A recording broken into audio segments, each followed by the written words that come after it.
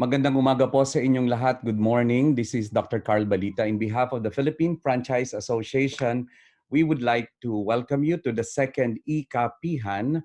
And this time we are focusing on the micro, small, and medium enterprises and how they are navigating through the COVID crisis. And I will be your moderator for today. We are now counting 545 participants. And I would like to repeat and appeal that if you have some questions, please encode them in the Q&A button below your screen, and make sure that you have your name and your organization so that we can ask them directly to the secretary or to our panelists. And we would like to thank everyone for joining us today, for taking time out to be part of this conference. I will not be alone moderating this because I'll be joined in by no less than the president of the Philippine Franchise Association, and proudly the first Filipina awarded as the Asia Pacific Woman Entrepreneur by the CACI. And she's also the chairperson of the Committee on Women and Social Entrepreneurship of the Philippine Chamber of Commerce and Industry.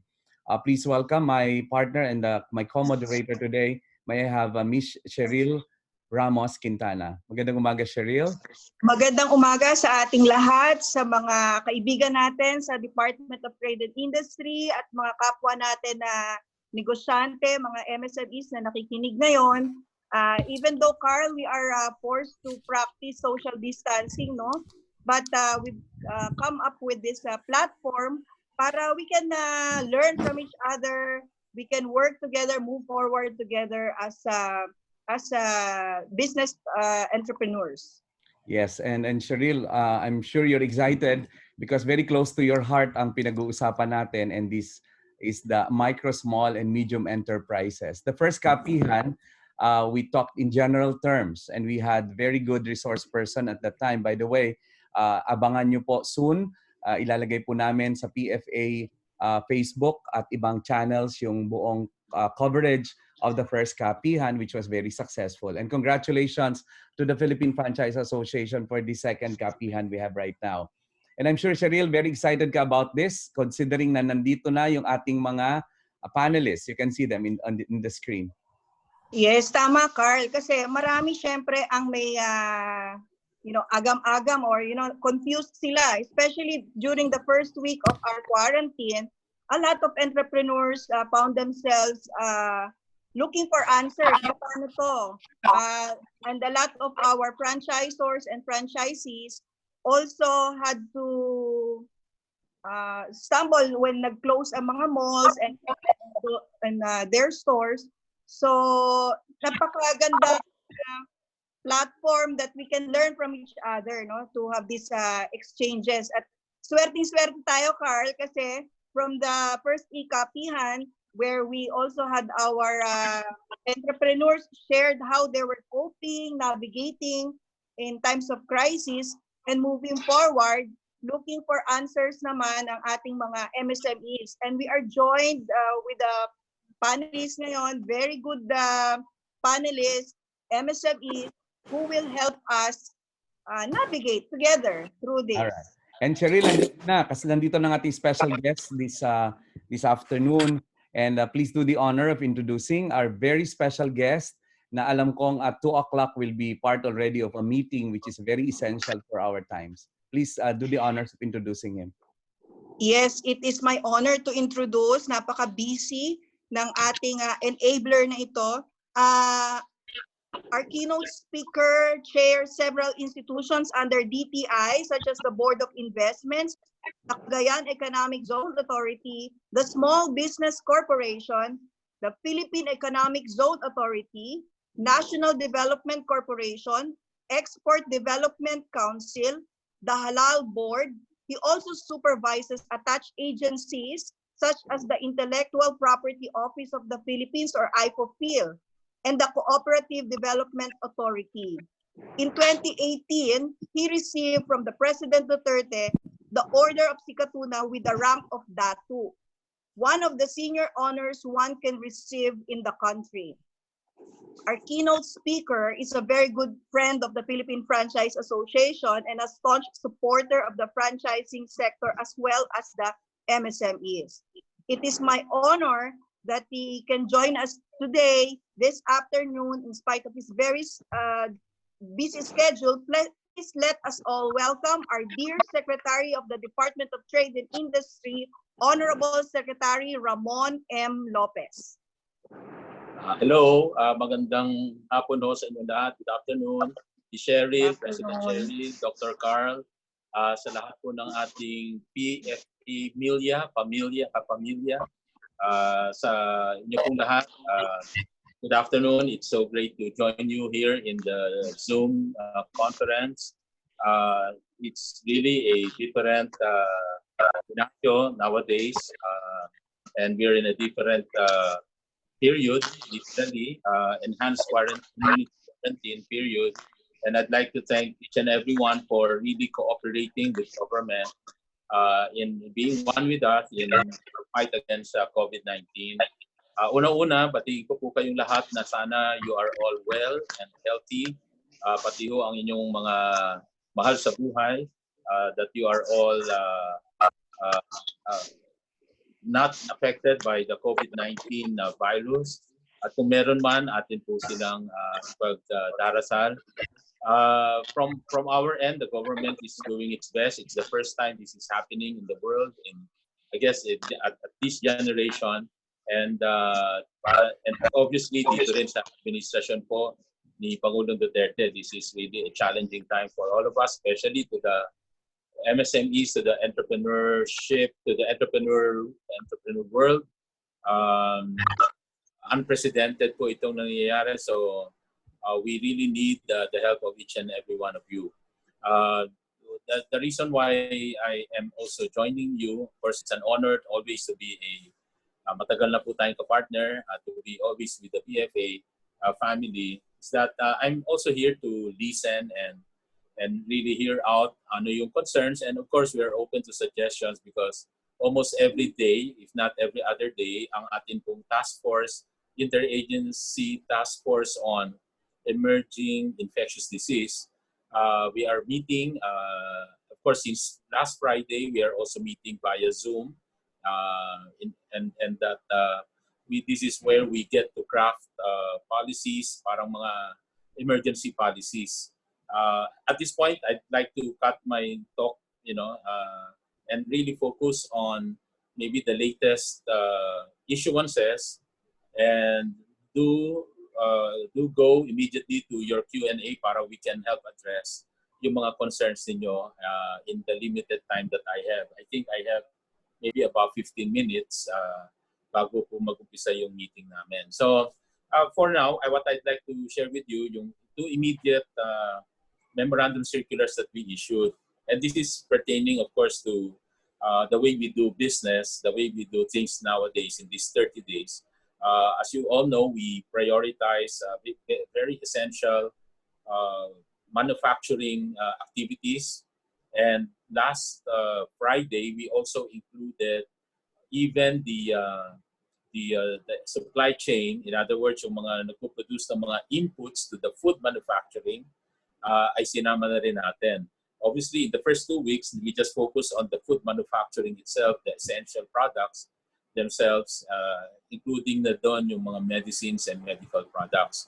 But and that is basically just to limit the number of people moving around, going out of their homes, because the primary objective really is to contain the people, stay at home, and to stop the transmission, to stop the spread. And when everybody is at home, at least hindi na po na it becomes less frequent. The probability it goes down as well in terms of transmitting the virus.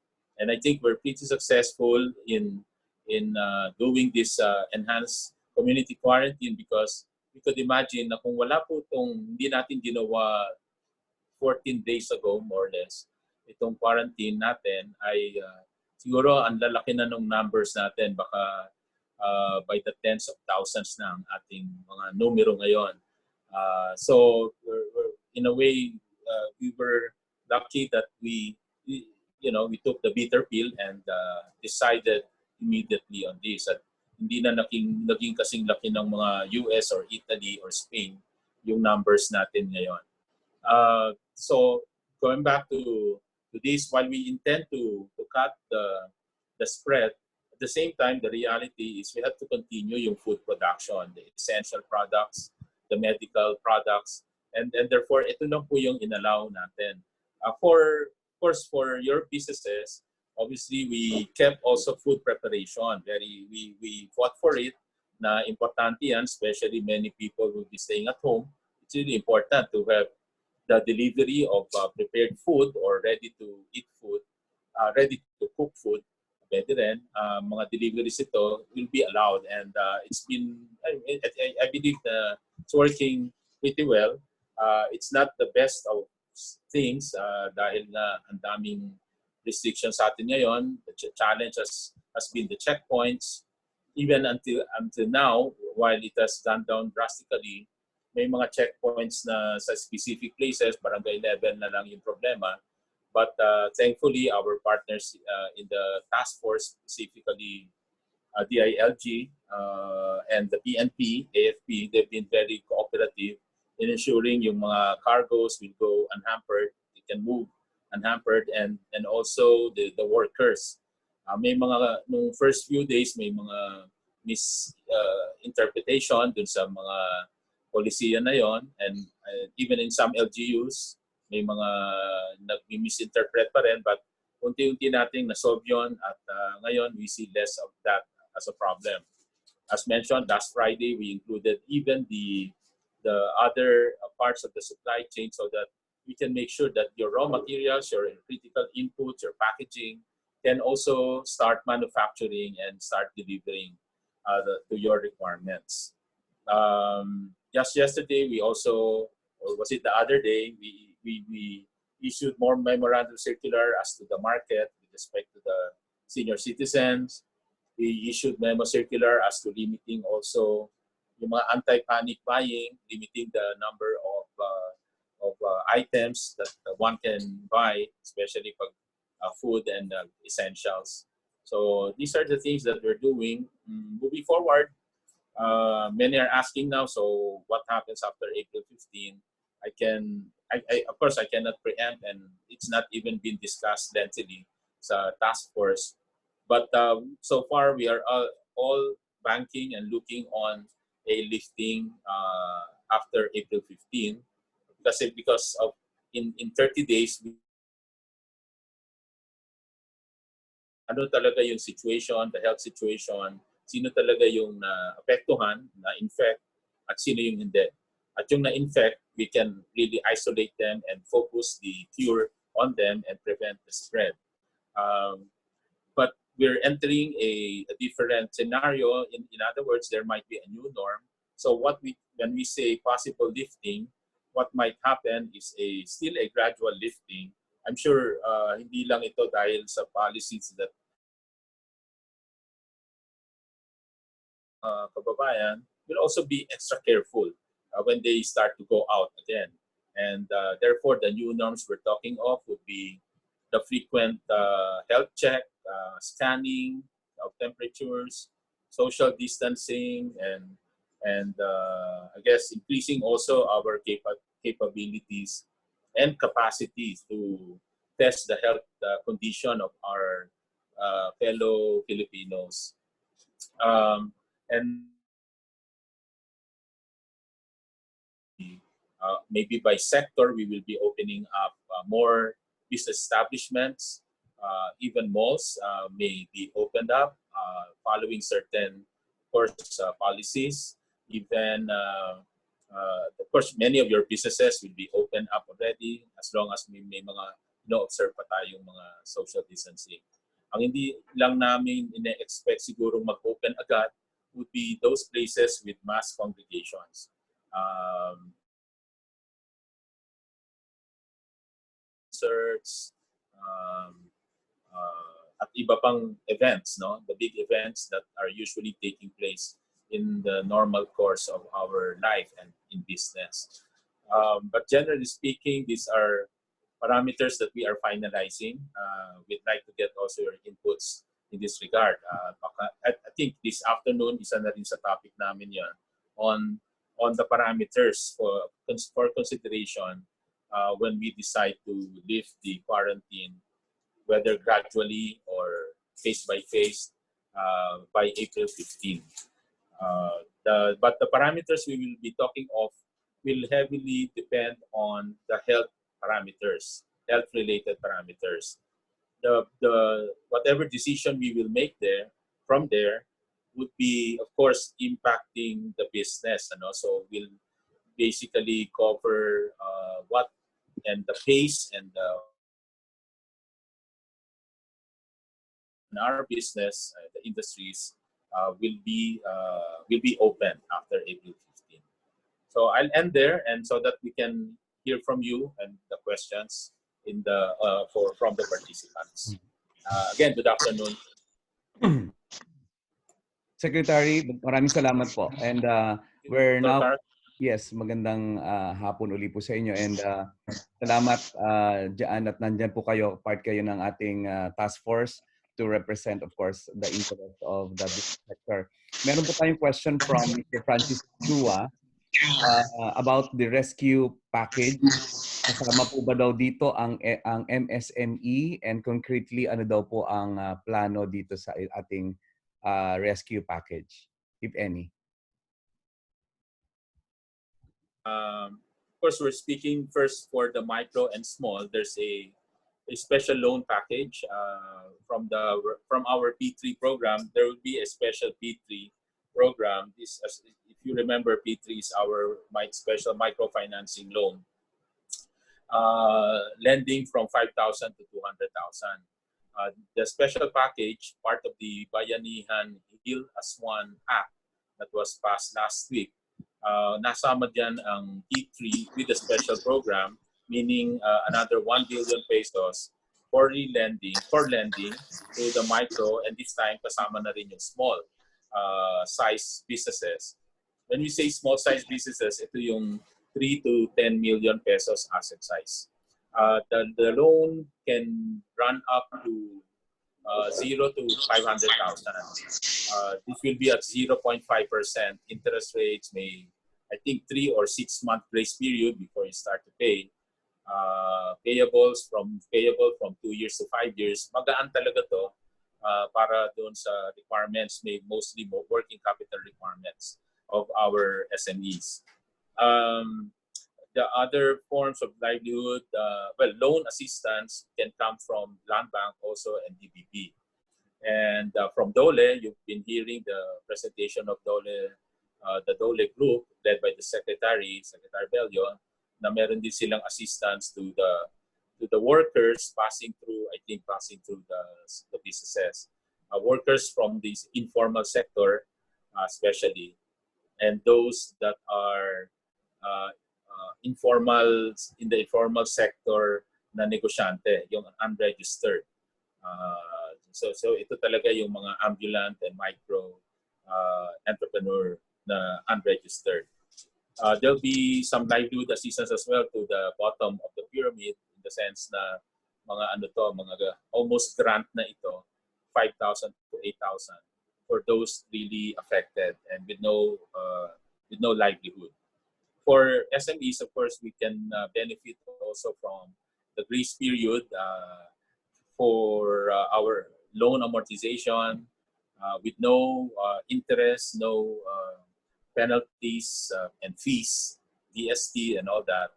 May grace period na binigay yung bagong batas as to the loans, amortization. We are also, you probably heard me saying that, and this afternoon, we asked this item to be put in the agenda in terms of having some kind of a policy or mandate to also free up or waive, if not grace period, dun sa mga rentals din ng businesses ng mga micro SMEs, ng mga inuupahan po ninyo. Of course, certain malls have voluntarily waived their rental payments to them. Pero doon sa iba po na sa labas ng mall, we are also working out na mag-waive na rin, or at the least mag-grace period lang, walang collection ng mga rental payments in these 30 days. We are, of course, pushing also for, we push for uh, uh, the pushback of payment ng income tax. So that's okay na, no? Sa April 30 na. And what else? I guess that's it for now. We try to, kung meron pang mga suggested programs, we are willing to listen. Yeah. Maraming salamat, Secretary Mon. Actually, your presence and leadership is very comforting sa ating mga entrepreneurs and of course the responsiveness of DTI. May mga nagtatanong din kasi 'di ba meron tayong application for IATF IDs para sa ating mga essentials na mga produkto coming from manufacturing, retail, and logistics. So this is being done online. Ang tanong, Secretary, is pwede ba nilang ipakita sa mga checkpoints or sufficient na ba yung ating memorandum circular na 2008, I think, for the unhampered movement of cargoes? Pwede bang i-honor yon? Pwede pong i-honor yon at saka unhampered movement of cargoes and workers. So very important to na mapalagpasin sa checkpoint yon. And of course, you have to show the company ID. Kasi hindi pa lahat nabigyan ng IATF ID. Hanggang ngayon, maraming new application. Yung mga nag-apply na before, nagkaroon ng delay, but I think as of yesterday, medyo nabigay na lahat. So, yung mga new applications na lang yung pinofocus na yan. Yeah, very but, nice. But we made sure that the PNP will still honor the company ID. Sabi namin, huwag nyo munang bitawan yan dahil hindi pa lahat na-issuehan. Yeah, yan po yung concern din ni Secretary ni Centennial Food Corporation na nag-message si Marcelo ko. So I hope okay na po si Centennial na yung company ID nagamit na or na-issue na siya by now. Kung new applicants, baka hindi pa. Yeah. So, work in progress. So by the way, Certificate Secretary, of employment. Then. Yeah, certificate of employment also important. And pag may mga hindi sumusunod sa checkpoint, although nasabihan na sila talaga, lalo na yung in the Metro Manila area, may mga DILG hotlines din tayong pinasa sa Viber group. I can pass that if you want, or pwedeng ipasa ng mga staff natin. Para yun ang pwedeng tawagan kasi may command center tayo, instantly, kinokontak nila yung specific checkpoint concern. So in less than 5 minutes na sa solve. Secretary, samantalahin ko yung pagkakataon basahin yung kay Glenn Yu. Thank you for sharing the latest updates. Truly appreciate the work you and DTI are doing. Tanong lang po niya, is there a target date when an announcement on what happens after April 14 will be made? Yan po ang similar question din galing sa iba. It would be good so that business can plan and prepare ahead. Meron po bang target date na malalaman natin ano yung next after April 14? Okay. No target date as of today. That is up for discussion in these coming days. But certainly before April 14, we will make such announcement. Pati na rin yung, we discussed this last time. I asked them to give a scenario that we plan for a scenario. What will it be like after April 14? Para makaprepare na yung mga other industries that will be open. And if you ask me, to the extent that the health situation, the COVID-19 situation, is pretty much under control. At in effect, we can say we have flattened the curve, and that we can focus on isolated cases. Then we can safely say that generally there might be a lifting, but that lifting, as mentioned earlier, meron pa rin yung gradual lifting. Hindi pa rin all businesses. But mostly, I would say manufacturing in general can be lifted. Yeah. That's a possible scenario. Okay. And there is a suggestion here, several suggestions, Secretary from Alan Escalona, Dr. Alan. Dr. Alan. Maganda pong manoto. Classify essential and non-essential industries. All employees must be subjected to test. All healthy or negative resume to work and positive be housed in one area based on geographical cluster. Also, we can base the employee skills, talent, and importance as long as health and negative. As long as healthy and negative. Yun po yung, ang ganda na sinabi niya yon. Maganda. Apo. Pero, Secretary, at the rate we're going, are we happy with what we're seeing? Like, of course, may target tayo before we even announce this community quarantine. Is the government happy seeing what's happening? For example, the number of new cases, the way they are handled in the hospitals, and the compliance of the community and the role of the local government. Are you happy seeing what you expected to see? Hindi pa natin masabing happy in the sense na we're still worried with the way the numbers are going up because as explained, ito naman po, dumami na yung ating testing kits. So mas marami talagang, mas malaki yung chance na dadami yung mga mati-discover na mga may COVID cases. So we're not happy with those numbers yet, but we're confident that with the quarantine that we have, certainly we are able to manage the transmission. We are able to control the spread. You can imagine kung wala pa tayong quarantine ngayon, talagang siguro exponentially that this 1,000 that we have now easily will be more than 10,000 or 20,000 because at the rate it was spreading at that time. So in that aspect, we are happy with the result that we're seeing. Now, despite the increase in the testing being done, ito pa lang din yung numbers natin. But of course, any increase of number, hindi tayo dapat masaya. So, but ang full recognition nito is that once we reach the day na despite the many number of testing, we are seeing less and less of COVID cases. And also many people recovering. Secretary, may maraming questions na pumapasok. Maybe we'll just document it and the Secretariat will forward it to you. Pero may common pattern, Secretary, ang mga questions. I think ang problema sa IAFT IDs, no? TFIDs rather, ay nasa barangay level. Parang okay sila sa checkpoints, pero ang common theme na nakikita ko po sa feedbacks based on our Q&A na nakikita ko rin po ay ang hindi nagre-recognize dito are barangay officials. Even a certificate of employment, I think the problem or the bottleneck ay inandun sa level ng barangay. I think dapat po silang ma-inform through the DILG Secretary about this feedback. Oo, very true yan. Kaya, in fact, hindi lang sila ma-inform. Actually, in the discussion last Friday, tatanggalin na dapat sila. Wala na dapat checkpoint sa barangay. And in unauthorized na yon, ang checkpoint will just be those manned by PNP at doon na lang sila sa main roads, sa highway and main roads. Hindi na po sa mga barangay at villages. So yun po ang order from the IATF and to be implemented also by our DILG Secretary. And I saw a memo yesterday or the other day on that one. Siguro pakinote lang ninyo yon tapos through PF. So wala na dapat sa barangay. Yeah. Tapos Secretary, maganda po yung comment ni Paz Cruz Tayag from Learning Angels Center. Sabi niya, can we adopt some of the assistance extended by our other countries like Singapore to MSMEs? Like for example, funding support for digital solutions to help them implement social distancing and others. Maganda nga naman po yun. If we can really help our IT companies to provide for digital solutions, I think ngayon po nila kailangan yan. And tama po. So we'll include that in we have a startup group in the DTI. Papasama natin ito.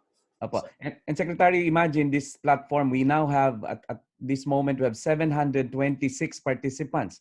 And nakikita ko po ang pangalan ng mga big names. Imagine, nandiyan ang Francis Chua, nandiyan ang, and other personalities, nandiyan po sila sa participants group.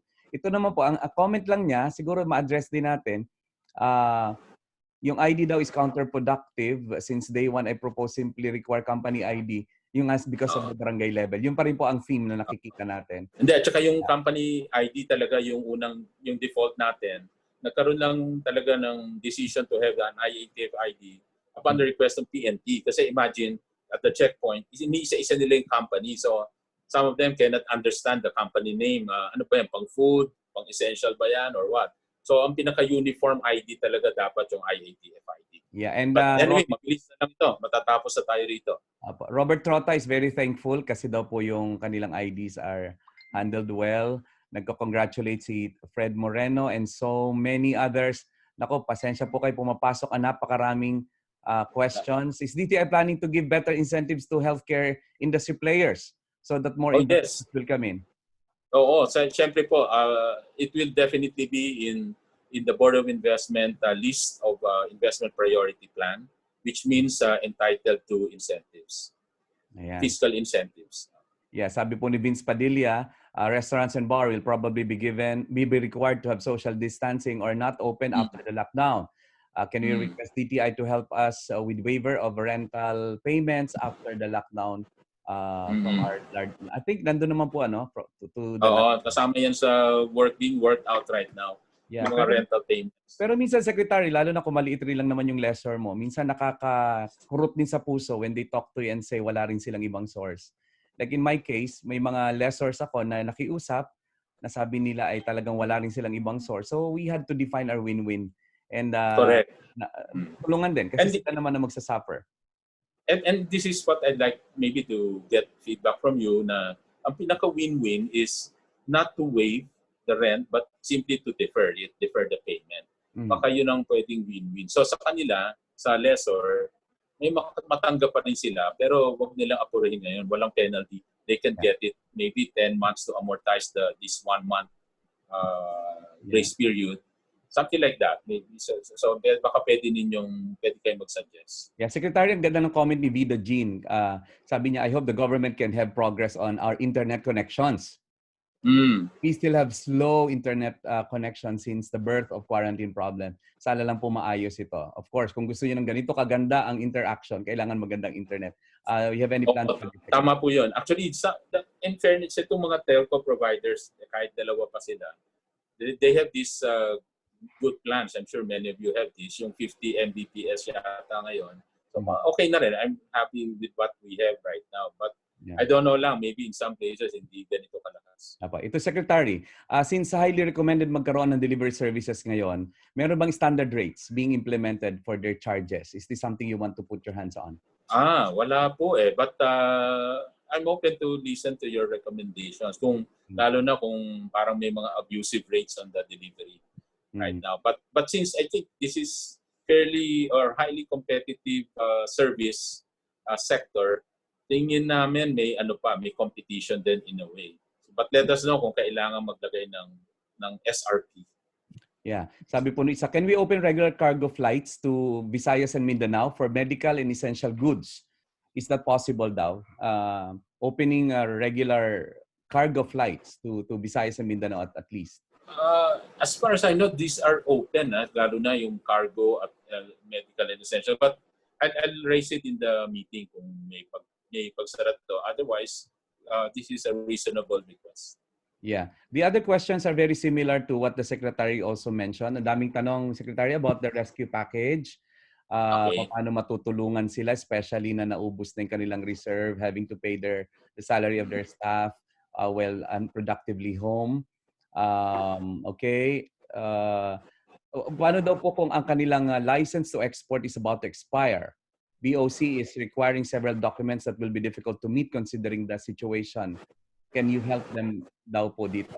Po, our export group, si Yusek Makatoman is around. I think he can help us there. Yung export management bureau natin, yung mga license to exports, madali natin ayusin yan. And BOC, we're in constant touch with them recently, as of today, yesterday also, kasi yung support issue. But even then, narinig ko sa kanila, marami na silang ginawang online processing application and processing. So, may mga e-filing na ngayon na nangyayari sa customs. So, mas mabilis na daw. Kumusta, Secretary, yung mga mapanamantala nating mga negosyante? Yung mga nakikita na napapasarat? Including the online. Kumusta po sila? Yung mga online, marami tayong nahuli. Mga over 60. Dati pa, isa-isa lang nahuli namin. Pero nung tinulungan na kami ng mga pulis at mga kapulisan at ng NBI, talagang almost everyday yung kanilang raid. So, sa ngayon, may over 60 na kaming na-aresto. Nag-online, may buy-bust operation. Actually, yun ang madalas ginagamit nila ngayon. Sanay sila sa illegal drugs. So, it's treated like illegal drugs. Buti walang nanlalaban. Kaya, nahuhuli lang sila. Nako-confiscate yung products. Yeah, But Secretary, now, since we started, ang tinatanong namin, anong maitutulong nyo sa amin? Pero baliktarin po natin yung situation ngayon. Anong maitutulong namin sa government? Ano po ang, I mean, coming from your heart, on a heart-to-heart, well, like, ang anong top of maitutulong mind namin sa inyo? sa akin ngayon, of course, would be yung requirements ng mga health workers. Dahil itong, as you know, yung budget po ng government, especially for this COVID-19, was only approved last week, itong Bayanihan Act. Because before that, wala namang budget for this COVID-19. Hindi naman pinasok sa budget yan dahil walang nag-expect dito. And therefore, for the president to be allowed to reallocate this budget, kaya naglabas ng act ng batas last week. So yun po ang naging basihan ng pagkakaroon ng budget ngayon ng DOH. And now, DOH has that budget. Ang bilis na ng procurement. So we expect many PPEs, for example, flying in this week at saka next week. Kaya nga, up to today, marami pa tayong nakikita sa nare-report sa amin, social media raw, yung complaint ng mga frontliners na nakakaawa talaga. Kaya kung merong mga immediate na source dyan at makatutulong, yun po ang aking top of mind na hihilingin kung tatanungin nyo anong pwedeng itulong ng private sector, ng PFA group, ay yung mga kailangan po ng mga health workers. And from our end, meron po kami ngayong new developments. Aside from yung mga darating na PPEs na in-order na ng DOH, meron din in-order from the PITC, our group. More masks will be available. Around 8 million will be available this April. We're coming from just 2 million in March and yung mga dati namin nabibili. But as you know, 8 million is still very small compared to what we actually need. Kasi kung tatanungin nyo, gano'ng kadami yung number of masks needed, ang computation namin, kung one per family or household, at susuot sila once a day, kahit every other day na lang kung nila palitan, times 15, 20 million household times 15. So mga 300 million masks per month ang kailangan. And imagine, our capacity right now is just about 10 million. So that's a shortage. Therefore, there are more manufacturers that we are trying to encourage, incentivize, to go into manufacturing masks. At abroad, wala ka rin mabili. PPE, wala ka rin mabili abroad. Except now, China nag-open up nung bumaba na yung situation sa kanila. So this is the scenario now. Kaya kung meron pa kayong mga kakilala na gustong venture into health devices, that would be a good sector to get into. Plus, it will be very helpful. And Secretary, how are you? How are you, Secretary, personally? Did you undergo some test? And kasi may mga secretaries po na nakita na natin na nag-positive. Kayo po, kumusta kayo? Siyempre, mahal namin ang kalusugan nyo. Hindi po ako positive kasi hindi pa ako nagde-test. So, wala naman akong planong magpa-test kasi wala naman pong symptoms. But I'm on self-quarantine. After itong mga ka-meeting natin, ay nag-declare silang positive. Si Anyo kagabi at si AFP Chief last Friday. Yes. So, yun lang. Thank you. Keep negative, Secretary. To be positive, you have to be negative. Kayo rin. Yes. Yes, serious. Yes. Gusto ko lang din mag-shout out sa sa mga DTI natin, mga enablers natin from the Regional Operations Group. You know, Carl, yung mga natanong ng mga participants tsaka mga MSMEs about the implementation of the memorandum circular. Kaya busy rin sila sa ground, no? Coordinating with LGU, etc. So maraming salamat sa kanila. May isa akong tanong. Before that, gusto ko rin i-share yung program natin with the Philippine Franchise Association in response sa sinabi ni Secretary Mon. I'm sure alam naman din niya yon, yung ating mga programs, donation drives through the PFA Cares. Tama. And maraming salamat sa mga kapatid natin from PFA family who are responding generously, helping our healthcare workers. Carl, meron lang akong isang tanong kasi May Kasi mga nagtatanong extended din na si from... Secretary, ha? Ay, Extended sorry. na. Last question. Sige, last na last, ha? Sige, sige. Go ahead. Pwede ba, Sige, Secmod? sige, sige Oo. po. Sige. Kasi alam ko hindi naman to part syempre ng DTI, no? Pero when Department of Labor and Employment announced with the camp na 5,000 na subsidy for the employees, syempre sunod-sunod na nagtatanong ang mga empleyado sa mga negosyante natin kailan i-release yung 5,000. Papaano po ba yung procedure nun? Yun po ba ay mag-aantay from the response ng DOLE? Kasi syempre hindi naman lahat i-approve eh.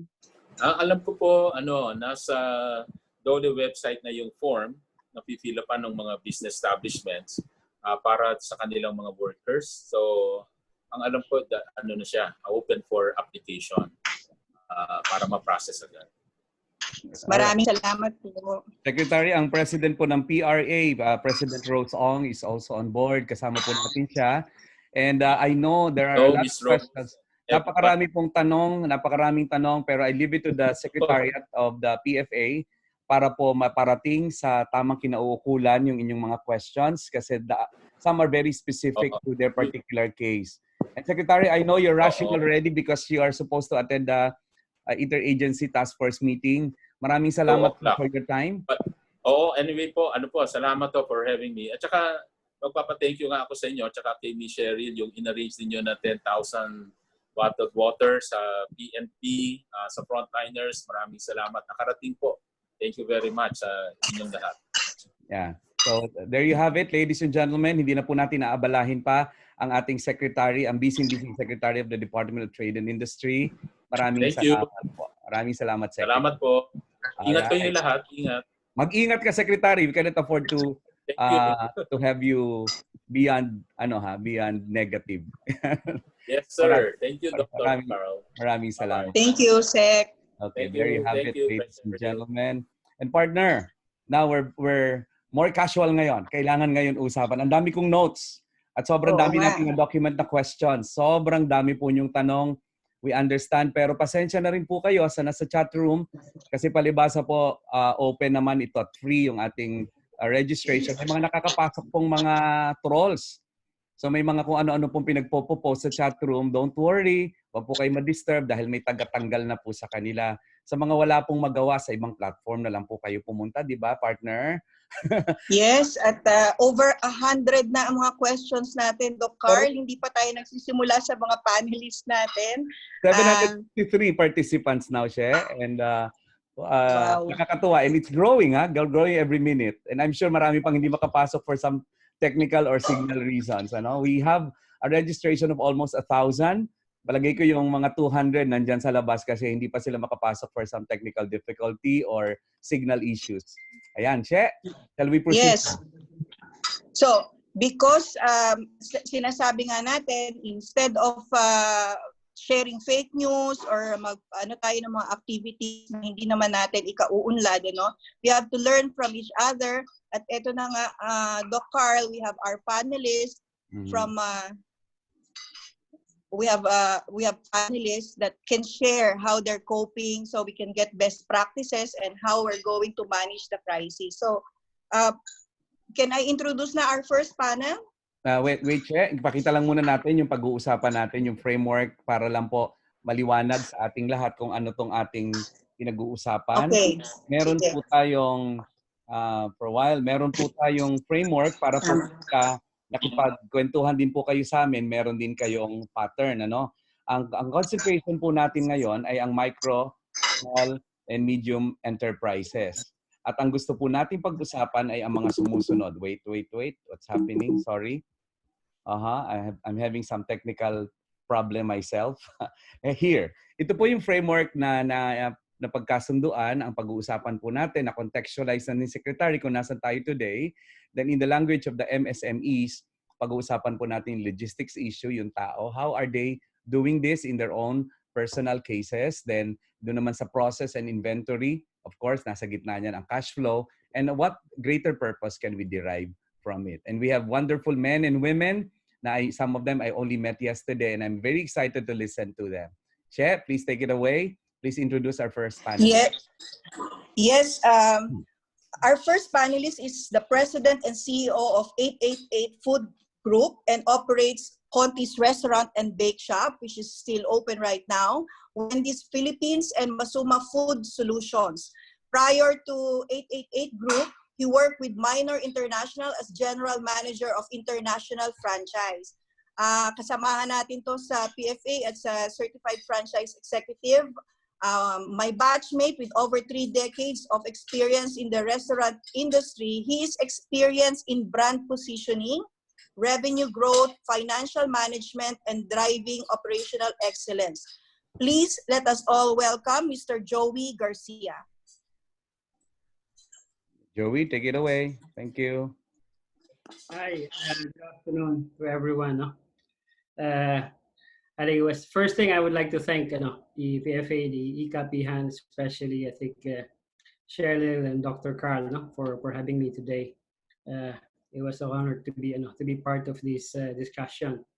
I was asked to provide a bit of best practices on the last few weeks that happened after the enhanced quarantine.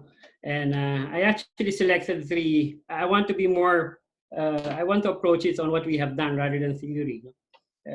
Basically, I think most of you will learn there are a lot of things that are very fluid in the market, and I must say that even as we learn something every day. This morning I've learned something from the team, and then we have created this task force a bit too advanced. I think we were quite privileged, quite lucky to have our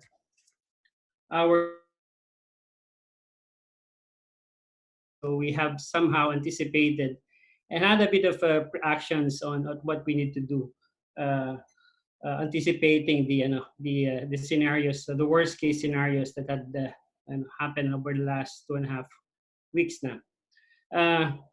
Just probably, I think I'll go in the 3 premise of the discussion today. I think I'd like to share 3 important approaches that we have done for both Conti's and Wendy's. A lot of energy in our day-to-day discussion. The first thing is actually how when there was this crisis, I created a task force team that are basically selected to few individuals, not all of our Mancon team, but basically individuals that have certain skills, expertise that I could count on, and are available 24 hours a day. So that's probably one of the things that I've created early on. And then the first thing that we actually have addressed, back and revisit our purpose, the company purpose for both the 3 brands that we have. And then the second, we actually immediately try to understand how to address the immediate concern. I will take you through a bit of each of that later on. And then the last part is we address the business continuity. When I say the first one that we have agreed as management, we came back on the table and said, how do we want to see brand promise to our customers, to our employees, as well as to the community? And we all agreed that we will continue to operate regardless of the situation. The situation might come worse, but we said whatever the scenario, we'll have to find ways to deliver that product that we promise our customers. We also have to come back and look after our employees, make sure they have something on the table at the time they actually go, there is no anxiety. And then we also look back and say, how are we gonna be able to contribute to the community by helping the frontliners as well as the most affected community. So that's I think that's where the premise starts. From there, I think whenever we discuss, we have to go back on the same premise of our purpose. And then when we discuss our immediate concern, we looked at immediately what are the concerns that our employee has. I think the first concern is how will they survive? If there's no business, no work, there will be no salary. So that's the first thing we address. We actually have given them salary way advance for the full quarantine period.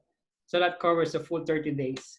We also made sure that they were given a COVID screening, online screening, to make sure that they could actually be assess themselves. And if there's some Greece, we actually advise them to go through a different. But so far, we're lucky that we have no employees that are actually in DUM or DUI. And then we also have clarified the structure of our working, how we will work through work from home and other communication method that we use. And then on the customer side, we also address the protocols and enhancing our food hygienes, as well as the packaging, addressing the packaging concerns that we have, and also the no contact policy that we have created using our partners. And then lastly, I think one of the things that we also had exhausted so much effort beginning of the quarantine was actually did a bit of a scenario in terms of I call it is a financial stress test. A financial stress test actually created. We actually have forecast our current revenue with all the efforts that we're doing with the very limited number of stores. We have created three scenarios from a low, mid, and high. And we're always using the low scenarios to see how we could operate with an objective, a very simple objective. A simple objective is just generate as much as revenue as we can so we could actually cover the payroll. Because the rest of the expense, as I said, we'll manage it as times goes by. There's a lot of ways we could actually, this is the time that we could talk to our partners and ask for help. But the most important thing is I want employees to feel that they have at the end of the month they have money on their pockets and they could actually sustain their family needs. So that was the first consideration when we did our financial stress test scenario, and doing that, I think we have created a daily and a weekly review with the team in understanding where we are. And I think what over the period of 2 weeks and 2.5 weeks, I must say we started with 20 transactions a day with very limited operations. Now we end up about 1,530 transactions in one of our brand. So relatively, I think we're seeing that we could actually deliver the customer needs that actually, a lot of our business have shifted from a regular pastry and cakes to frozen foods and ready to eat foods. And also we somehow, when we look at our worst case scenario, I think it feels that we'll be able to cover the needs of our payroll. So I think that's that's the 5 minutes is done. So I think I could leave that from there. I think you could always ask a question that you might have later on. But I think those are the best practice that I could share with all of you this afternoon. Very, very nice. Very nice, Joey. Maraming salamat. Yeah, purpose, immediate concerns, which is survival, and the financial stress test. Actually, may tanong ako kay Joey. Joey, paghandaan mo to. Yun bang ginagawa nyo ngayon is part of your plan? Is this part of a continuity plan or something? Or just an agility on your part to be executing it? Are you just executing a plan now? Nag-execute lang ba kayo ng plan ngayon, or creative at strategic kayo ngayon, or tactical? I'll get back to you about that later, Joey? Ibibitinin natin yan. And share our next panelist, please. I'm so excited. I'm learning a lot.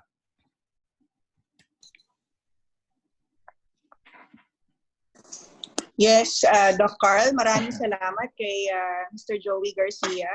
And questions will be entertained later. Our second panelist for the day is an entrepreneur who just turned 30 this month. Has been working for the LC Big Mac group of companies, a Quezon-based family business, for almost 8 years. He is currently the marketing director of LC Big Mac Burger Incorporated and the CEO of Southern Quezon Pacific Oil Mill. He graduated marketing management from the DLSU Manila and finished his master's in entrepreneurship at the Ateneo Manila Graduate School of Business. Now, let's hear it from Mr. Dave Francis D. So, good afternoon, everybody. First of all, I would like to thank the PFA board, of course, for trusting me, Doc Carl, Michelle.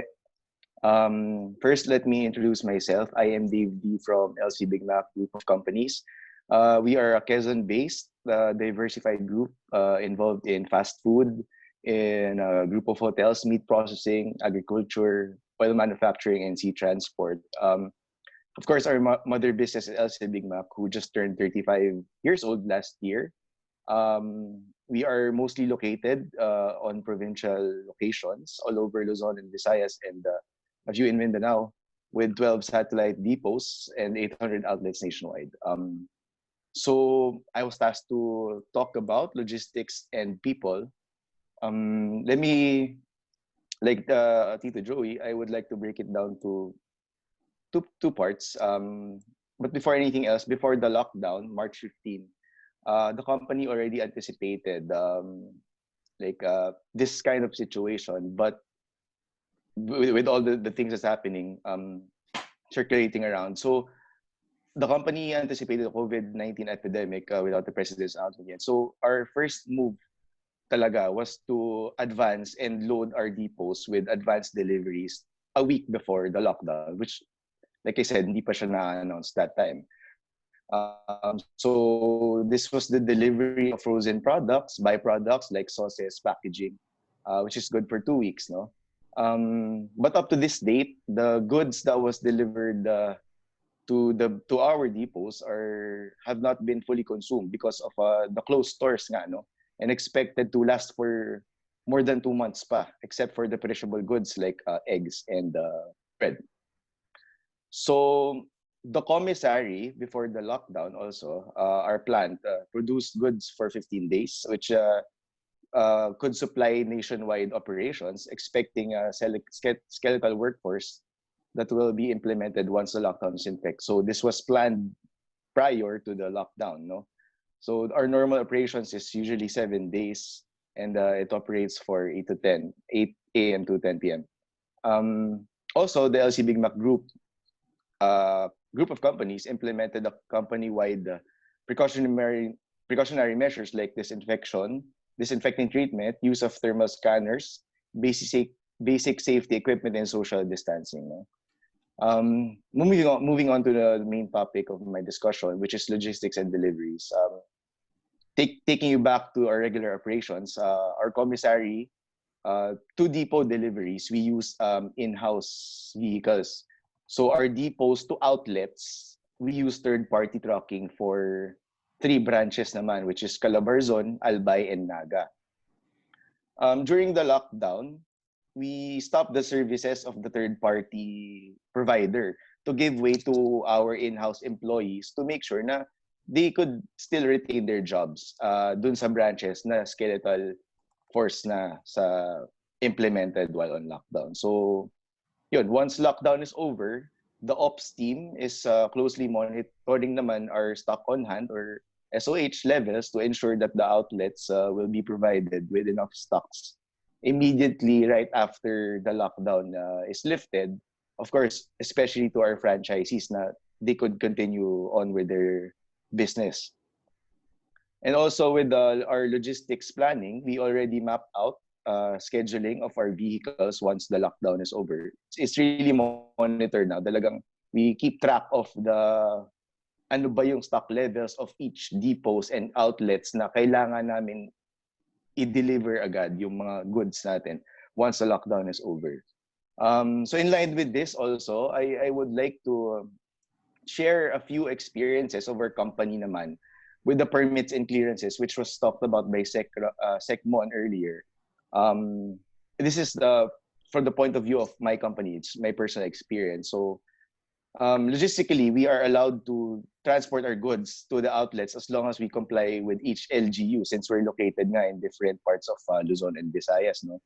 So, but the common denominator for all our depots naman is they require COE or Certificate of Employment and IDs. But to name a few naman, for Calabarzon, they require delivery receipt from the company's COE and ID. In Tacloban, they require PNP pass, FDA permit, and COE also and ID. For vegan, meat products and byproducts inspection certificate. For Cebu, they require a food lane pass. This is the sticker na may do not delay. But before you get the pass for this, you have to submit requirements for the Bureau of Animal Inspection. and the Cebu Port Permit. For Negros naman, meron din tayong food lane pass na also connected to the permits from the DTI, PNP, Department of Interior and Local Government, DILG, and the FDA. Also for Naga and Bicol, they require a food lane pass. No? And then an instance lang from an experience during the lockdown with regards to our delivery sa Tacloban. So from our commissary in Lucena, we delivered to Tacloban. The truck was allowed to pass through and deliver goods, but then on their way back, and they have to pass through Samar. They weren't allowed to cross the checkpoint. So even with the permits, kasi siguro wala nang goods, or I don't know, but for any reason they were required to go back to the Tacloban branch na lang. And also in Mindoro, yung meron tayong delivery from our commissary in Lucena, nag-arrive sa Calapan Port. But pagdating sa Calapan Port, hindi na po nila inallow to deliver sa commissary namin. So what we had to do is use our smaller vehicles, in-house vehicles from the Mindoro Depot to get the goods from the Calapan Port naman. So that's for logistics and deliveries, no, for LC Big Mac. And then moving on for people, just like other companies, we released COVID-19 precautionary measures for employees, skeletal workforce during the lockdown. And then, of course, like mentioned earlier, the processing of DOLICAM for employee financial assistance, which was submitted last 27. So complete na yun, company-wide sa amin, even the affiliated companies. We're just waiting for the approval, no? And then the support from the government. And then what we did also is we had an early release of payroll 3 days prior to our cutoff. And then also we agreed to release 13th month pay in advance, the 1/4 of their 13th month pay in advance, which is expected to be released today. Also in support for our people, no, yung meat products namin and perishable goods are on sale to all of our employees for 30% off. Okay? So for the customer side naman, our stores na operational ngayon, we only allow takeouts. But from our 800 outlets, we are operating 15% na lang out of 800. Just to add, for our naman for franchise or franchisee relationship, just doing a post monitoring on our franchisees, and of course continuous delivery to all our franchised stores na still open, but it's sobrang konti na lang ngayon. It's less than 10, and we make sure na we can deliver stocks immediately once the lockdown is lifted. So there's much you can do. There's not much you can do with the franchisor. It's like a normal operations for us company-owned outlets. Just to end my sharing, no? It's my personal insights. Just to add, I think it's all about right now. It's all about being humane and fully understanding the situation. I'd like to point out that for us business owners, the situation is also a great struggle and a challenge for us.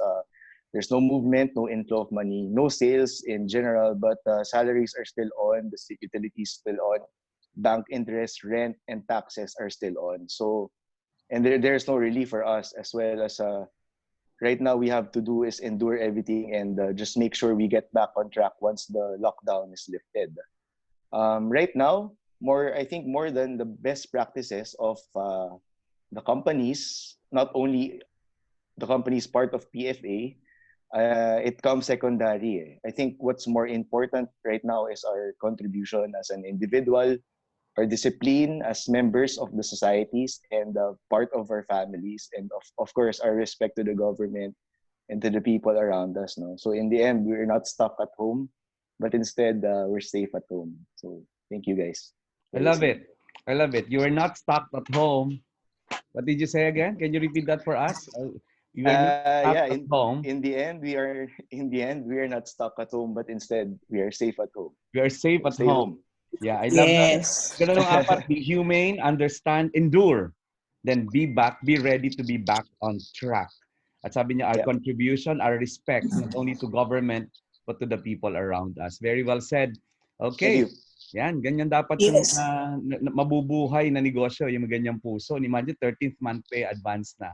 Sige, share po kayo ng inyong mga experiences. Later on, we'll give you time.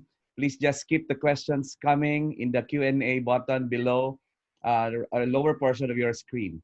And we have our third speaker. Please share. Please do the honor of introducing. Yes, thank you so much to Dave for sharing our millennial entrepreneur, Doc Carl. And so we have now the franchising manager of Mr. Quickie Corporation. She ensures that investors comply with their obligations and that franchise shops earn while franchisor assist investors to the best of its abilities.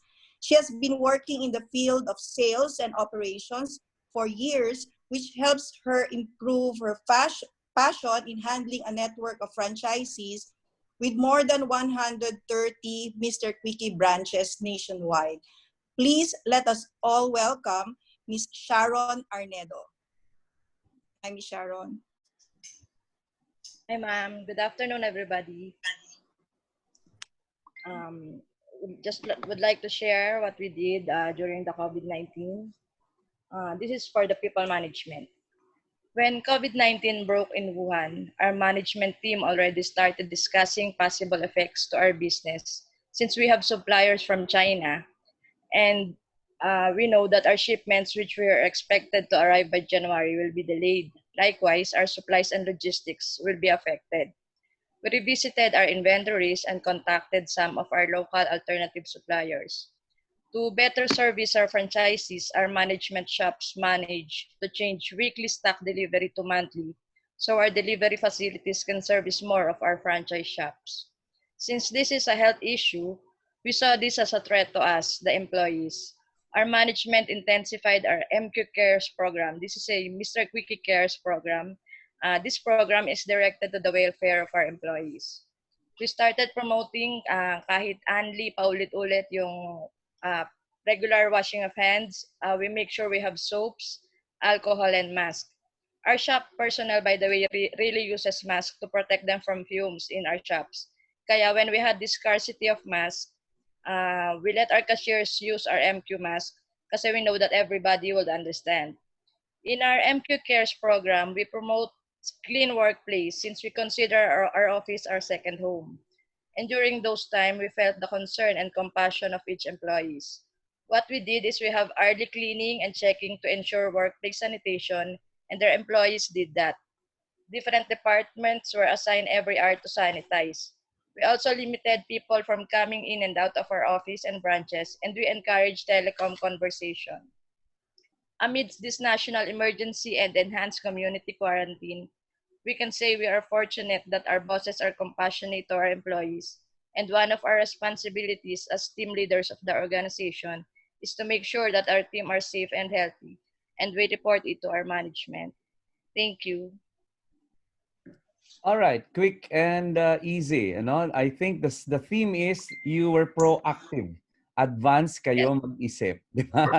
Advance, Yes. advance mag-isip. Partner, I'd like to report, by the way, kung may mga participants po dito na nahihirapan ang inyong mga kakilala na pumasok dito sa ating webinar for some technical reasons, meron po tayong free live broadcast sa Facebook account ng Philippine Franchise Association, and I had a report na we are fluctuating between 70 to 80 viewers at any given time, Ms. Cheryl.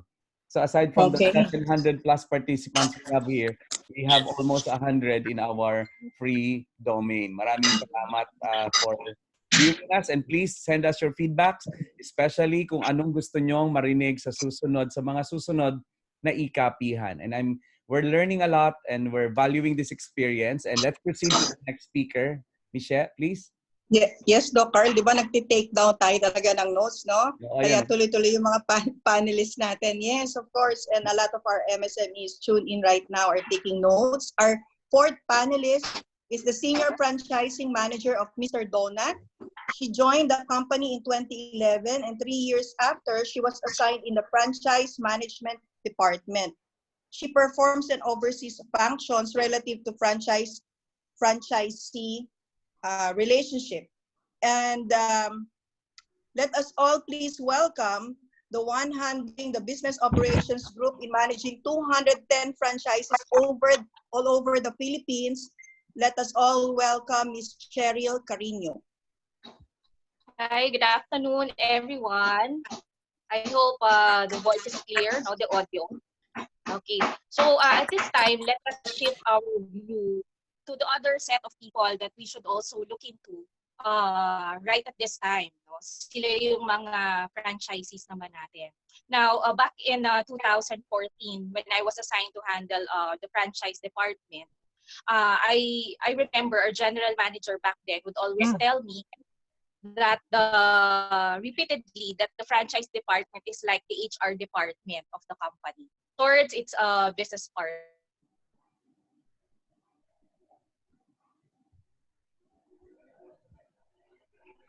Yes. Cheryl? Yeah, naghang si Cheryl. Yan ang Yes. yan, Oo, naka-unmute siya. Yan yung pinag-uusapan natin. Even the so first, what we did is we provided them with information on government support to micro, small, and medium enterprises. Immediately when the enhanced community quarantine was announced, our operations team coordinated with our franchisees, asking them what their concerns are given the announcement of the president. And to sum it up, they have three. And I'm sure everyone shares the same. So first, they're concerned about their people. What would the livelihood be while their stores are closed? Second, their accountabilities or their payables. How will they pay the rent? How will they pay the unsettled billings? And then, of course, they're also concerned about the recovery. So right now, at present, what we do is whatever information that we get from PFA concerning government resolutions or support that the government offers, we forward them immediately and then we assist them. And like, for example, the camp program of DOLE, we check on them if they have already applied. And good news, some of our franchisees were able to receive already the assistance for their people. We also announced them rental reprieves that have been confirmed by malls, the announcement of PIR, and also the SSS updates with regard to the contribution. So second, we facilitate best practice sharing among themselves in terms of how they look after their respective teams. So as at the same time, every day we ask them, or we ask each of them to submit what are their bounce back plans. So this is our way of making them look forward and positive towards the situation. The tips and the strategies, they share it in the franchisee Viber group. And it's nice that everyone pitch in whatever he or she can to share, and then to also educate the others who are not, especially who are new, no, in the business. Third, we provide them templates and tools. So we enable them. They are entrepreneurs, so sometimes what they need would be the push. So first, we provide them templates. For those who are not in the malls but are renting out on other lessors, we gave them templates of letters that they can send. Also, we provided them tools like, for example, they discuss, this will be my plan when operation resumes. Okay, so this is the collateral or the marketing plan that would best suit you. So, and then lastly, of course, we provide them moral support. I agree with what Dave said.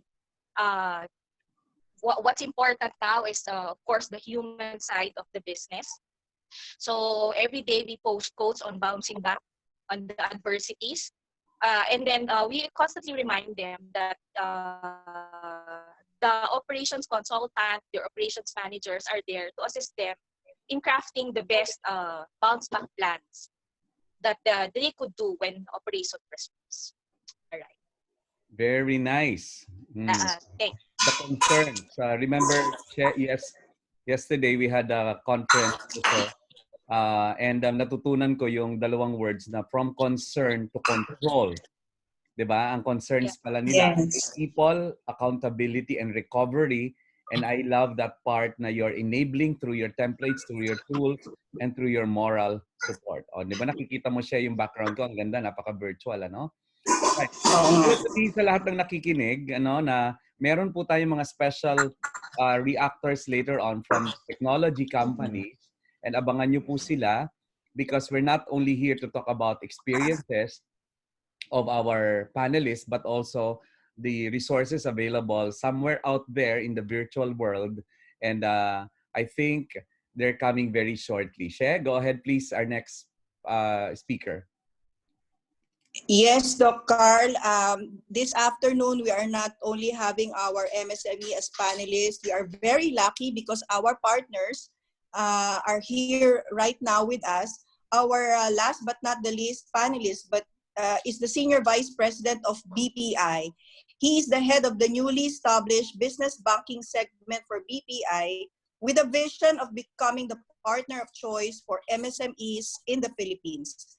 He is overseeing the expansion of the BPI's presence within the SME space. So yan ang kanyang forte, SME, which has been identified as a growth area for the bank. In June 2017, he was the head of corporate credit products of BPI, where his team managed the credit reviews and renewals of all the accounts under the corporate bank. Our panelist graduated Management Economics from the Ateneo de Manila University and received his MBA degree from the Ross School of Business and the University of Michigan. Please let us all welcome Mr. Eric Roberto Luchanco. Hi, Hi, Cheryl. Eric. Thank you for that very kind introduction. Yeah, and thanks for inviting me today to give a few words as well. I just wanted to talk about a couple of things today, kind of centering, I guess, mainly on the COVID situation and how banks are reacting towards that. But first, let me just give a little context to that by mentioning what the business bank is for BPI. And as you mentioned, business bank was a fairly newly formed business within BPI. That is meant to focus on the SME sector. And for us, what that means is our lending range will generally be from about 300,000 pesos to about 100 million. Those are just general parameters, but give you an idea of what kind of market we are targeting at Business Bank of BPI. So anyway, in relation to the COVID situation, we are actually developing, we've introduced some programs, but actually even before the COVID situation, what we've done is we've tried to create some products that are catered specifically to the SME market, and what these are they are generally quicker to implement. They're usually faster in terms of turnaround time from the time that the client comes to us to the time that we turn around and are able to disperse money to our borrowers. And they're also designed to have less in terms of documentation requirements because we recognize that many of our SME borrowers don't have kind of a full complement of a finance team whose job is just to take care of their financing requirements.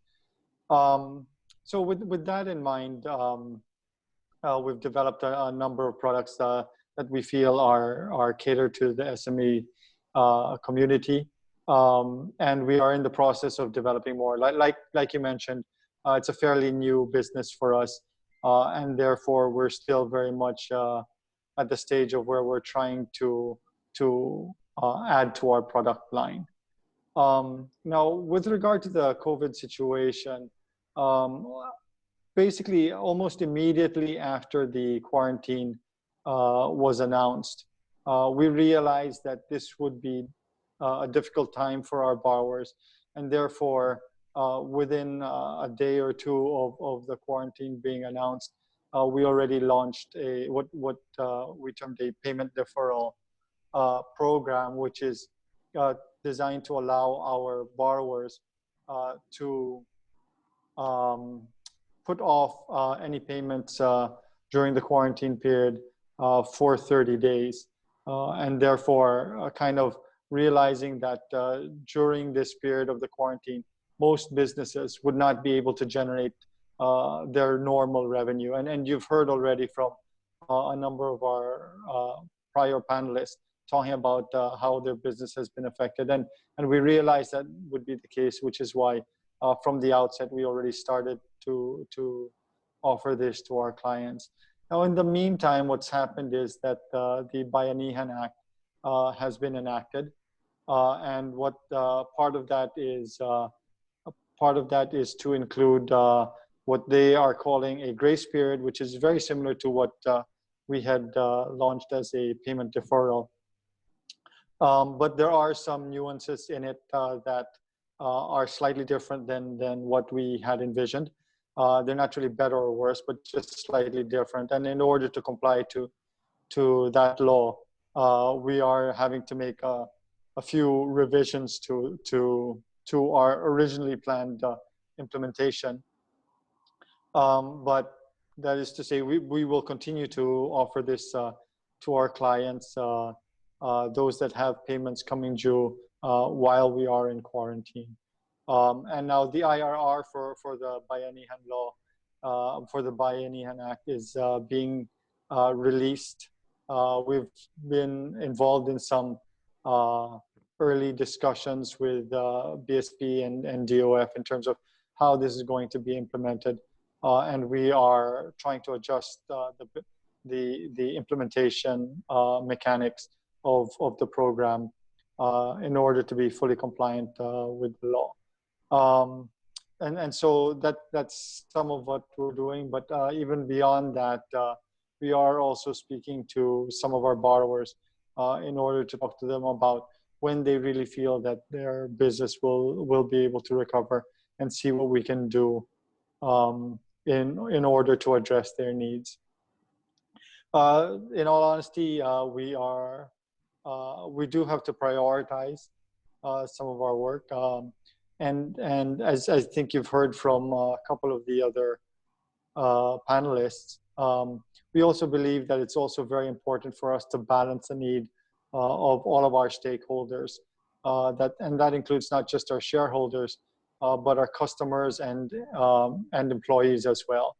And just as an example of this, I will let you know that we, like BPI, has sought to keep as many branches as practical open within Luzon during this enhanced quarantine period, enhanced community quarantine period. And by doing so, we're able to balance both the safety of our employees and the needs of our customers to be able to go to the bank. And we are continually in a state of trying to adjust this. What we're seeing is that very early on in the quarantine process, there was kind of a high demand for customers to be able to withdraw cash. But after they withdrew that cash, for some of them, they are now seeing that they don't have, they've drawn the buffer that they need, and they don't need to be going to the bank as frequently. And as a result, we're able to cut down on some of our branches that we open. And while we recognize that it's important for our customers to always have a branch open, we also have to balance that against the needs of our employees. What we've been doing is quarantining our employees that may come into contact with a POI, and therefore certain branches where a POI has been, we have to shut those branches down, do a disinfection, and quarantine the employees. And therefore, we have to move around what branches are open. We try to post these branches on our Facebook page and on our website for the reference of our customers, so that they can see which branches are open and see which ones to visit. But that's an example of how we're trying to balance the needs of all of our stakeholders through this difficult time. I guess that's it for me, and I'll take questions when the floor is open. All right. Thank you very much, Eric. Maraming salamat. And a note that Eric was even wearing his BPI ID. Talagang in business. Yes. Napansin mo ba yun? So, and Thank you so much. thank you very much. And now, of course, siyempre gusto ko palakpakan natin virtually yung ating mga panelists. And we are ready for our reactors before we bring in some questions. Ang gaganda ng questions siya if you're reading from our Q&A Yes. side. Napakagaan tatalino ng mga participants natin today. And by the way, we're also live in Instagram. Okay, and we're getting good feedbacks from our Facebook viewers. What a beautiful technology we're using. And thank you to PFA for this. Ang daming natututunan. Ako mismo, while off, naka-off, nag-message na ako sa lahat ng franchisees ko that we will have a meeting tomorrow because I'm adopting some of the lessons learned today. Che, please introduce our first reactor. Yes, Doc Carl. So to our participants, please hold on to your questions. We will entertain that later. And if we may remind you, if you're sharing about this, please use hashtag PFAEKapihan. So now we are on to our reactors. And the first reactor, we only have two right now, is the AVP and Center Head, Enterprise Industry Segment Development and Marketing from PLDT Enterprise. So may we hear on from Miss Debbie Ledesma. Hi, Debbie. Hi, Cher. Hi, Dr. Carl. Good afternoon. First of all, allow me to say thank you to PFA for organizing this Ikapihan. So I think based on the first session, which I listened to, ang dami talagang insights. Even for me personally, some of the insights that I heard, I can apply to our own business. And also, I think the MSMEs is one of the hardest hit right now because of the COVID situation. So I think that focusing the second Kapihan on our MSME partners is also a very good idea. Now, as one of the reactor, I was actually very, with all the government initiatives that Pokmon shared earlier. So, Secmon rather shared earlier. So, I can see that the government is doing its part. And for my end, I think it's also incumbent upon us that there has to be synergy between the government and the private sector. Okay. So, to that end, allow me to share some of the programs that the PLDT Enterprise Group has been doing to assist not only our business partners, our clients, but also our consumers in general. So number one, because of the ECQ, basically, nag-change ang mundo natin, di ba? The way we consumers try to get our essential resources are way different. We cannot go to the usual restaurant, coffee shops, and all others. So, ano nangyari? We see a lot of orders coming in online. Okay, and I know that similar to me as a typical consumer, calls and SMS is actually of value to everyone right now to reach yung mga kailangan natin goods. So, as a start, we're actually on the Smart and PLDT side.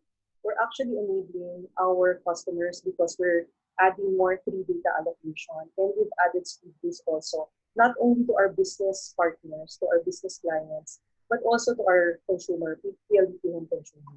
So that's it, because we recognize that the way that we order now is highly dependent on data, voice, and SMS technology. And second, of course, as a business, okay, I've been reading all the questions that people are asking, and it's really very varied, starting from employees, the business concern, okay, where do I get my pangsueldo and all that.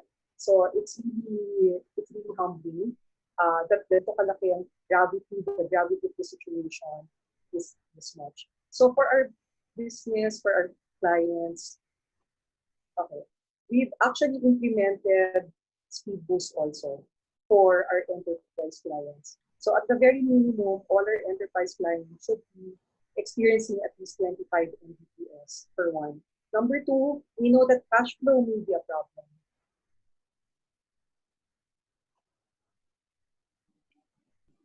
Go ahead. Go ahead, please. Okay. Yeah, Debbie, you're okay. Okay. Yeah, thank you. So we recognize that cash flow for our MSMEs may be a problem. So we've also implemented an extended payment arrangement. So they don't have to pay us now, okay, but pay us later lang. So that's one of the things we're looking at. Now, we noticed that while there are some MSMEs who's kind of in a business as usual, meaning they're still operating in their office or their branches are open, but majorities of the MSMEs have to change, have to adapt and change the way they operate. And maybe rather than operating from the office, they now have to operate at home. So from the technology standpoint, from PLDT enterprise standpoint, what we're trying to do is condense everything into what does our MSME and other clients need into three buckets. So basically, we see connectivity as one, okay, because we need to coordinate with our employees, we need to coordinate with our vendor partners, for example, and of course, customers. So it's the whole ecosystem. Okay, number two, collaboration. Similar to what we're doing now, educating our customers, educating the public. How can we help? It's all via collaboration platform. So that's one thing that we're also looking at. And of course, the last one is business continuity. So we know that we have some business owners who had to bring home their PCs. Kasi nandun lahat ng files nila. So imagine what will happen if you don't have all your data and all your necessary files to run your operation with you. Paano kung hindi natin yan? So I think those are the three major challenges that we're trying to address via technology.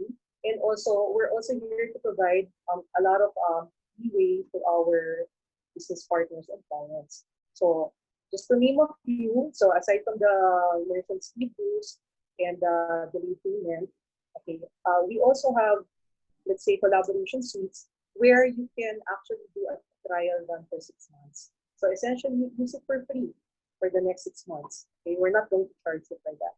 And we're also ready to assist in case of any business continuity questions or requirements. Okay, and we will have packages perfect also for MSMEs, not only for the large enterprises. So in case there will be any questions later, I just want to just end my portion. But basically, as our chairman, beloved chairman and CEO, MVP said, we're all in this together. In fact, we have our own hashtag now, which is One With You.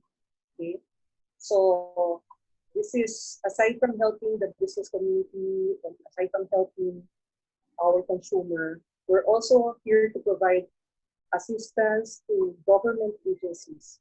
So we're providing, let's say, hotline to critical government agencies so the public, you and me, can contact them and reach them as needed. Thank you, Carl. All right, thank you very much, Debbie. Yeah, and basta kailangan may signal kami, kailangan wag kami mapuputulan agad, no? You know. And Definitely. yeah. Yes, and thank you. Akala ko sa'yo nagdi-dwindle yung signal kanina, parang kinakabahan ako Sabi ko gano'n, of all the panelists. Share, please proceed to our next panelist, reactor, please. Thank you. Yes, that's the reason why we have our partners here. We don't have our MSMEs on the panel because of the bayanihan spirit. We are not just partners in good times, but also in times of crisis. So our last reactor would be coming from Paymaya, Sales Head for QR Ecosystems, Mr. Paul Betia. Hi, Paul. Good afternoon, Ms. Cheryl. Good afternoon, Doc Carl. Good afternoon to all the panelists earlier. You know, I was listening and I was taking notes, and it just, for me, it just all boils down to your resiliency. You know, you twist or you pivot your processes, you prepare, and it just goes to show that everyone has the grit that we will all definitely conquer COVID-19 very soon. And I just want to share that Paymaya, being the financial technology company of PLDT Smart, has have had long engagements with the MSME sector, for time already. We have been hard at work in terms of helping them future-proof their businesses. At this point in time, cash is king. But if you look at the neighboring economies, cashless payments are thriving. And I can't really underscore the importance of future-proofing and coming up with cashless options. Not until now, as highlighted by COVID, wherein enhanced community quarantine and social distancing protocols. There were studies indicating that physical cash handling also helps to transmit COVID. So we have been hard at work over the last 3 weeks, adjusting from the work at home structure. In fact, we find it more challenging these days than the regular BAU operations. No, we have re-engineered our process. We have re-engineered our products, and to the micro, small, and medium enterprises, we have two key products that I'd like to highlight. No, the delivery process is there. It's a different stream, but of course, we would want to provide solutions that would allow for you to continue with your trade. And one important consideration is cash flow. So we can provide you with very simple and fast payment solutions. And I'd like to highlight on two. That's our digital QR code or quick response code and our email invoicing. No? The QR code is simply the scan to pay technology. You see that prevalent in a lot of stores in Luzon or in Metro Manila and in other provinces. The other option is email invoice. You don't have to have your website. We can provide you with access to portal. It's a secure portal wherein the micro small enterprise can continue on with their trade, and then they can create their bills or invoices through that platform and be able to email that to their customers. And their customers get a regular email. They can review the details of the invoice, and there is a button included in that email that indicates the pay option. So when the customers click on that, they're routed to PayMaya's landing page. They're given the option to pay with their credit cards, their debit cards, or prepaid cards. We can even power that with our own solutions like our dynamic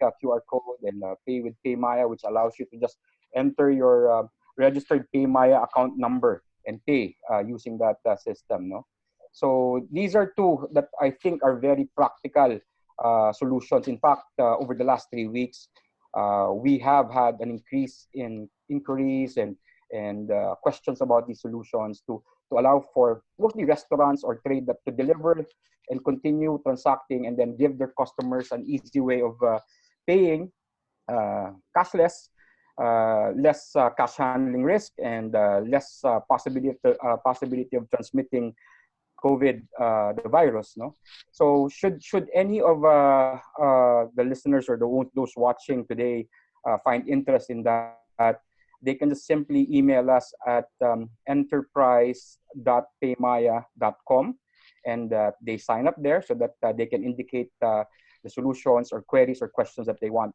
Or on a faster mode, they can also email us at signup.enterprise@paymaya.com. Just use the email subject or email title Paymaya at PFA for easier sorting, and just kindly indicate your complete name, your contact details, your nature of business, and your address, and we'll be sure to get back to you in a timely manner. So again, this too shall pass, and as I've always lived by, tough times never last, but tough people do. So all of this, we will definitely, it will be a thing of the past, and hope sooner than actually later. So that's it. Thank you. All right, Paul. Dumami ba yung dumami gumagamit ng PayMaya after this crisis? Dr. Carl, yes. In fact, as I was saying earlier, we have more engagements now than our regular usual before COVID or before work from home. Mm-hmm. So we're busier. It's a good problem. It's a good problem actually. Yeah. We're busier now. Actually, natuwa ako. Imagine nyo, sila mga technology companies na, they even had to make adjustments. Paano na lang tayo? Oh, yes. na hindi technology company. Ano. Anyway, Yes. She, Ye- I think, Yes. yeah, Yes, thank you, Paul. So, liliwanagin ko lang, no? So, ibig sabihin yan, because we were talking also ni Miss Debbie days ago hmm, about the challenges the entrepreneurs are facing. Ako, may testimonial din ako for Paymaya for, transferring funds for employees who doesn't have an ATM. Ang dali-dali na, pwede nilang withdrawin sa 7-Eleven. So, lilinawin ko lang. So, now they can make payments through QR with no physical Precisely, card ma'am. You needed. know, if the business is a merchant, they have the digital static QR. We can provide that swiftly. You know, we've re-engineered the process and onboarding, and cut the processing time virtually by half. And definitely, as like what you said, we can provide cashless solutions. No, we have it in the sari-sari stores. We have it in the tricycles. So definitely the micro small casual sellers are ideal to take on our solutions at this point in time. I just don't want to highlight or emphasize during the the COVID period. For me, this is just essentially future-proofing your business.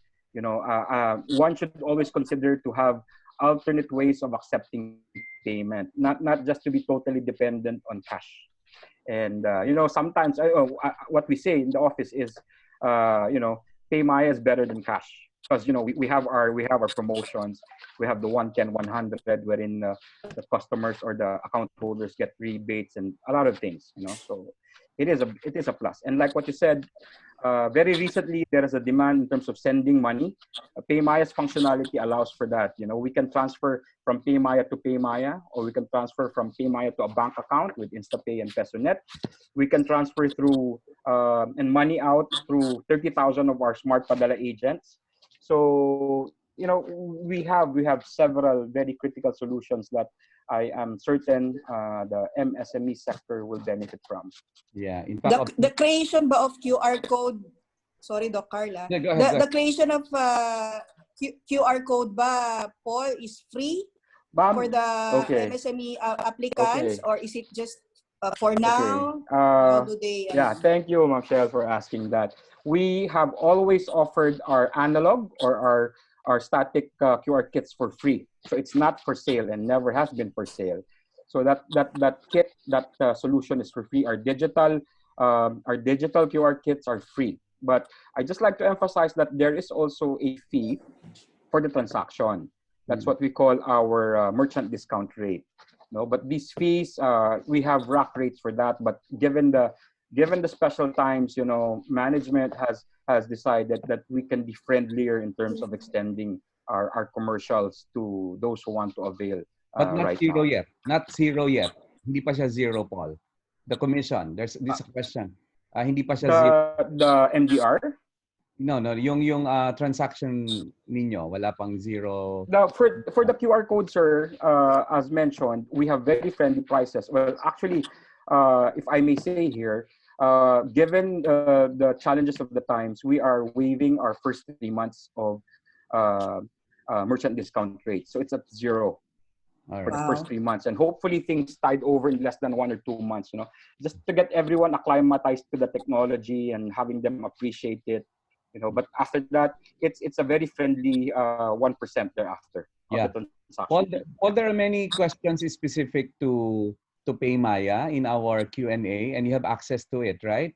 Maybe you Yes, can sir. answer some of them already so that they don't appear in our Q&A panel anymore, because some are Sure. very specific. And there are several suggestions I cannot read kasi Okay. competition Okay, balance. Doc Carl. All Sure. right. I'll So, go over it. I'll go over it. kasi someone is consolidating all the questions in our Q&A Yes. area, courtesy of Jake and Miss Cheat in the background. Yes. I'd like to ask them already to our panelists. First is for Mr. Joey Garcia. Joey, really thank you for emphasizing purpose, immediate concern, and financial stress test. I love that concept. No, actually, someone is asking you to expound a little more on the financial stress test. But let me read to you your question. So, how many countries are still operating? What strategy have you employed to sustain people despite limited revenue? And how do you manage and still continue to pay your employees given the kind of industry you cater? For example, Conti's, it's not as necessary as compared to groceries, which are essential. How is he managing his financials given that not too much will be ordered from restaurants? Sabi naman ng isa, what are your top 3 initiatives after post-April 15? And yes, that's for you. That's for you, Joey. Okay. Sige. I mean, maybe I will add also the question that you had earlier also on that. That's part of the business continuity that I think that you asked. I think uh, as business leaders, I think it's important that we survive on the short term. We address the short term, and short term you could only find the solution on short term, and if you have numbers in front of you. And I was always telling you have your own business leaders to make sure they understand the numbers that they can deliver at this crisis. And it's important they also understand the cost factor that actually related to that revenue. Because as I always tell my team, you can only pay someone if you have revenue. So there's no way for you to support your employees if you don't have any business. So then how will you help your employee? The only way to help your employee is to run a business. Now, in doing that, I think you have to be very careful. Somehow you could get you get tempted into just running a business and then you lose more money. As this is where the financial simulations comes in. This is where your expert in finance comes in and help you understanding what's in front of you and what are the business that you can actually take advantage with, and be able to deliver a brief or a short version of you to your customers. And as I said earlier, I think when you do that, you always do a worst case scenario. Worst case scenario will make you feel your business will see what is that minimum optimum level of expenses they could actually get to cover the limited sales. So this is always the worst case scenario. If they do that, I think they could actually come back to you. I mean, we've been doing this over the past few weeks because we review every week, and every day we review revenue generations. And what is surprising is we learn every day, no? And from there, I think you could actually. This morning we have day before yesterday and this morning we learned a couple of things. There is a major shift on our consumer behavior in terms of I think that's related to the same question on how do we keep up with these changes of needs, of the necessities, of the demand, no? And we noticed that when we almost 2 days, I think, on the second day of the quarantine, there was a major shift of orders from our business is actually 730. 730 is actually food, 30%. And actually the other 70% comes from the bakery. It includes also the cakes. Recently have a shift from food, ready to eat, ready to cook food, and actually 30% bake shop as well as cakes. So this is how we could actually see that there is immediate need of us supplying that necessity or that needs of our customers. And what we did, I think, we look at and say, if this is the trend, how could they actually produce? Because most of our product are produced at the commissary. So there's a bit of elements that we also have to include. So we created scenarios that we have to make those products from a commissary standpoint and then actually shift them to the stores. And at the same advice to everyone, especially our leaders of the company, don't leave those numbers with your team members alone. I think it's important you do it with them. You do it line by line. So you discover something that they might have not seen the same way as you've seen it, because as I said to everyone, when this enhanced quarantine started, we see it like a business as usual. But as we go through it, it's not a business as usual. It's not normal anymore. No, it's not. None of us have experienced it during our generation. So somehow it's a blessing in disguise because we have seen a different needs, no, of our business to come back and say, is this the model that we want to pursue? So that's probably one of the things that we have discovered over the past 2.5 2.5 weeks or almost 3 weeks on the enhanced quarantine period but other than that, I was talking to the team and also to the previous group that I had discussion. To me, this is a complete paradigm shift. No? Paradigm shift on because this is a complete disruption of the business. And if you're just gonna be doing the same thing, it won't be the same. Unfortunately, things have changed. When we go back to, we have invested so much on a brick and mortars capex over the last few 18 months, and we're still our future capex are actually goes towards that brick and mortars. But when we come to realize social distancing will be a factor that we have to consider. A 100-seat capacity of the store will not be the same anymore when we actually build a layout. So all of that, I think, will be a new norm for us when we design our business plan. But I think, to me, I think what is important is we have to survive on the short term. That's important. We have to make sure that we cover the needs of our employee. And the only way to do that is generate any revenue and make sure you control your costs. You manage your costs. And there are a lot of ways to do that. One is making sure that you optimize all the resources you have and work with your partners. I think this is I think I've been discussed early on. And then I think once you go through this COVID crisis, during this time, learn from it, because there's a lot of things going on. You know, there's a lot of things have changed. Even in the short 2.5 weeks, we've learned a lot. And I think learning from what's happening every day, you could almost imagine what's going to happen after the COVID. And this is where we have to step back as leaders and say, reality tells us that some of our business model will not work anymore. And some of us will say, will this be worth to continue? Will that be something that we have to reprioritize? Our resources, again, will be limited after this, right? So it's important, I think, for everyone to understand and learn from this every day. You know, you have, what I do, I take notes every day. Every single meetings that we have, I take notes. Every changes that I've seen over the period of 2.5 weeks, I've actually take notes. These are the same thing that we will use when I think we go to the post-COVID. And I think this is something that you were asking, Dr. Carl. No?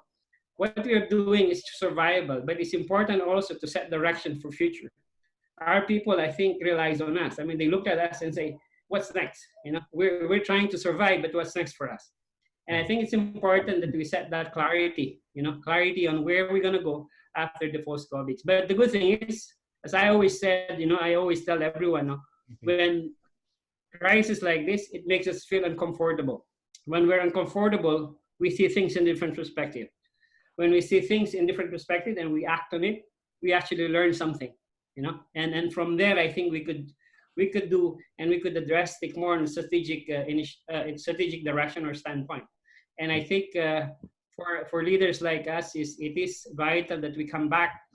And I think might be too much for you to consider, but it would be best over the next few weeks, even before the COVID, the quarantine is finished.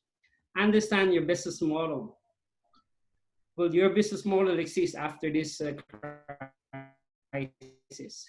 If there's a potential issue, take the bitter pill, no? Swallow them, and take some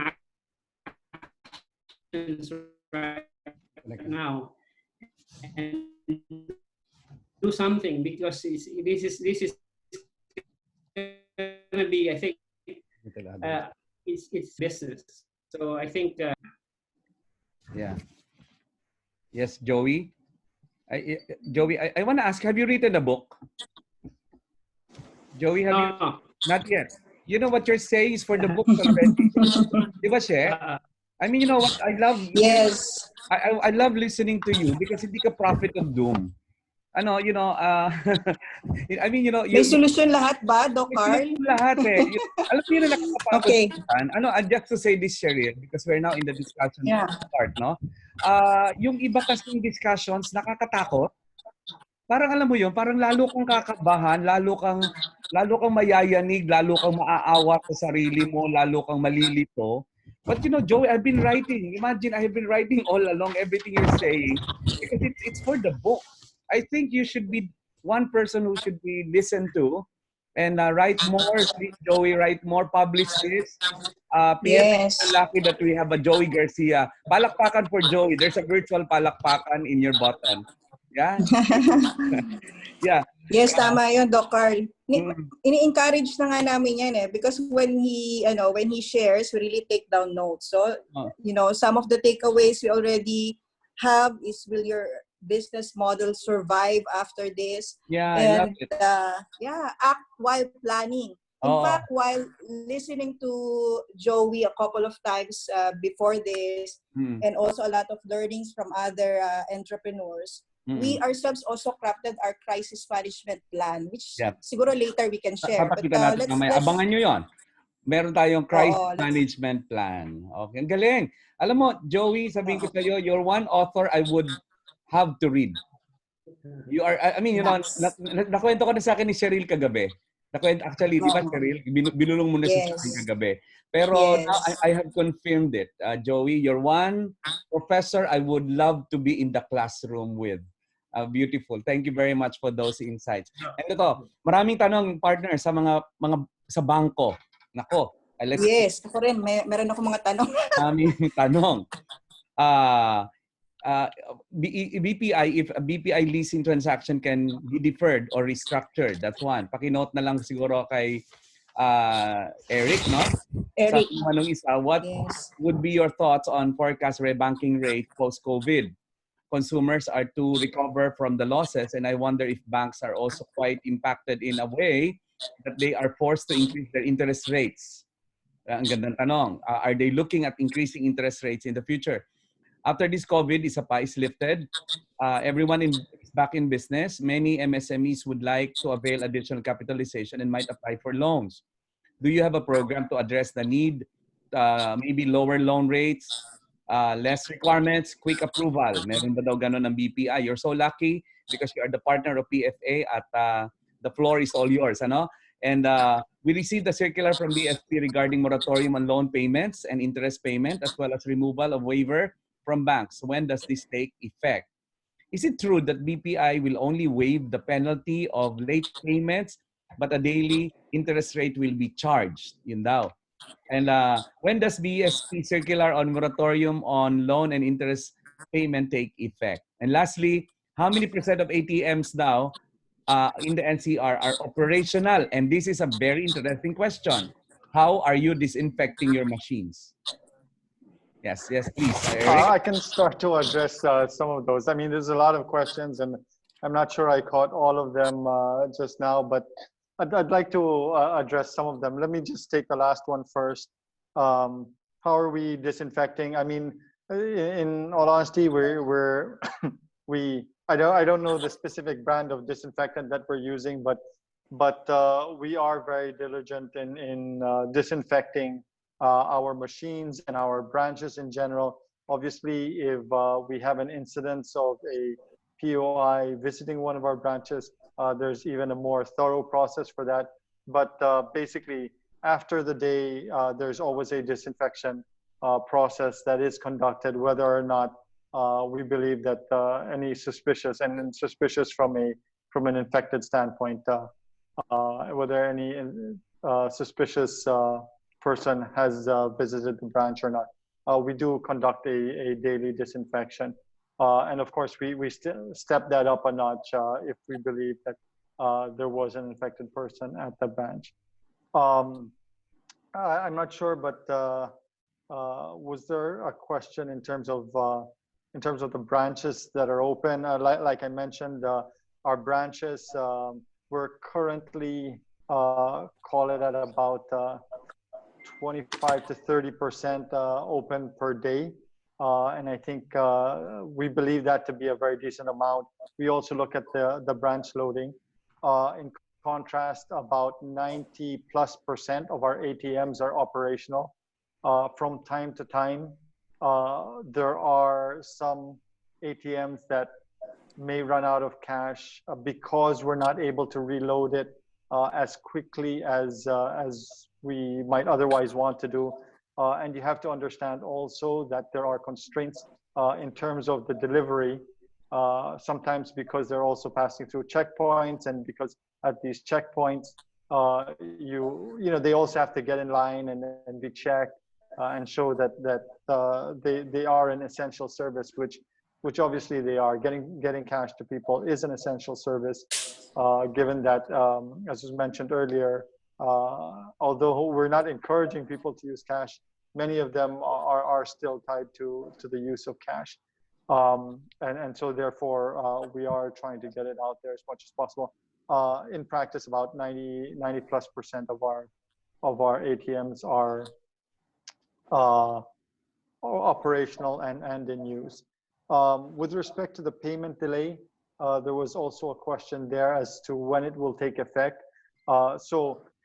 Previously, what we were offering, as I mentioned, almost immediately upon the quarantine, was we were offering a voluntary payment delay, meaning that if you wanted to avail of a payment delay, you just had to reach out to us and tell us, I would like to avail of a payment delay, and we would start to process that. The enactment of the Bayanihan law has made that now available to basically everyone. And though we are making some adjustments for that, but also bear in mind that the IRR for that has to be officially released to the public, and the IRR is what gives the specific way in which the law is to be implemented. And so it is very important. A law is one thing, but the way it is to be implemented is always specified in the IRR, and that is to be released to the public. We believe in very shortly, and we are revising the mechanics of our payment deferral in order that you'll be able to, in order to conform to the specifics of the law. Were there other questions that Yes. Follow up lang ito from Rachel. Yes. Does loan payment deferment means we will pay double the next month, or the whole loan is moved by 1 month, which means the last payment is moved 1 month after the original due date?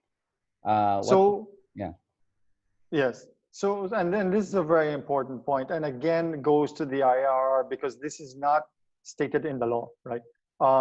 In the discussions that we've seen, and again, this is yet to be released to the public, but in the discussions that we've seen, the banks, the specific institutions are given some flexibility in how this is going to be implemented. And I can say from BPI's perspective, what we are looking at is, if your next payment just becomes double, that is probably not the kind of relief that our customers want to see, right? Because in many cases, they're not able to bring back their cash flows that quickly, and cannot afford to just pay double the next month, in the next the next 30 days, right? And so what we're looking at doing is basically moving all the payments out 30 days, and so basically that would allow them some time to recover.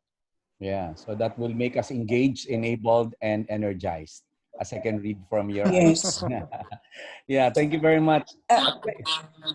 Yes, partner. We'd like to ask a very nice question from for Paymaya. Lilinawin ko lang, Doc Carl. Go ahead, Sorry. go ahead. Kay Eric. Eric, So, go ahead. para maliwanag, for the SMEs who have existing loans with BPI that falls due during this time of quarantine, how do they go about it? They write a letter to their banks asking for the, or is it automatic na ba? So what we're looking at doing, and thank you for asking that question. I should have been a little more clear, but thank you for asking that, Chef. What we're looking at doing is that basically all the payments will be moved 30 days, in line with the grace period being under the law. And so all the payments would be moved, and we would do that. What we're looking at doing, and again, we're still looking through the system issues involved, right? And this is why I don't have the concrete answer for you. And again, because the method of implementation was still being finalized, and that's why we don't have all the answers yet. But what we're looking at doing is that we will move everybody's loan payment out, basically to assume that they would like to avail of the payment deferral. And for some companies, some borrowers, they have already indicated to us that they do not intend to avail of this. For those, we will just reverse what we are going to do. Yeah. So Eric, Okay, thank you so much. sabi ni Gary Lee, just got my credit card statement. It's correct. There's no financial charge, but with late payment charge. So the IRR that we've seen, or the IRR discussions that have been going on, credit cards are very much a different animal than most other loans, right? Most other loans have a fixed payment schedule, and therefore it's relatively easy to say, this is how we're going to adjust it, right? The credit card, basically you have a minimum payment due and you have a full payment due, and you can pay anywhere between the minimum and the full amount due, and you basically pay when able, right? And in coming up with a solution for that, right, a grace period for that, it's a lot more difficult because there is no fixed payment schedule. So it's not covered. And so on that, we're still working out. So it's not covered. It's not a so credit card payments will be covered. All right. Credit card payments will be covered, but how they will be covered is still being worked out. All right. But for now, whatever we get now, we'll have to pay based on due dates and based on the financial charges indicated in the statement, no? Similar to what Greg has observed. Yes, I mean, keep in mind that if you received your statement in the last few days, that the statement would have been made and sent before, probably before the enactment of the Bayanihan law, and certainly before the IRR has been put in place. So in many respects, it probably does not reflect the most current information that we have. All right. So I think in this situation, it would probably be in your interest to contact your credit card company and verify, what you can actually avail of. All right. So thank you very much. There's a question for Paymaya. When will we have a consolidated cashless transaction system, not just for urban areas, but also for rural areas? Kasi experience daw ni Marcelo is that nandun siya sa globe territory like Ayala malls and they do not accept Paymaya. So it's the consolidation. And that's supported by another message from Janil na sabi niya, with regards to the struggles in the adoption of cashless payment, because cash is king, especially now in times of crisis. Pero alam niyo naman, transmission is sometimes through the money. Especially when introducing QR codes and online transactions on non-tech savvy individuals. Philippines has been slow in adoption of the e-wallets. Why is that? And they need understanding. Please answer that, Paul. Answer those questions. Yeah, for me, it's just really a matter of education. We have been hard at work, different platforms, different solutions, but our reach is not as far and as deep. Technology is there. We are a country with one of the highest cell phone densities. But I have to admit that when you go out to the rural areas, data or Wi-Fi is not really that strong. No, it's still limited at this point in time to growth areas or key cities.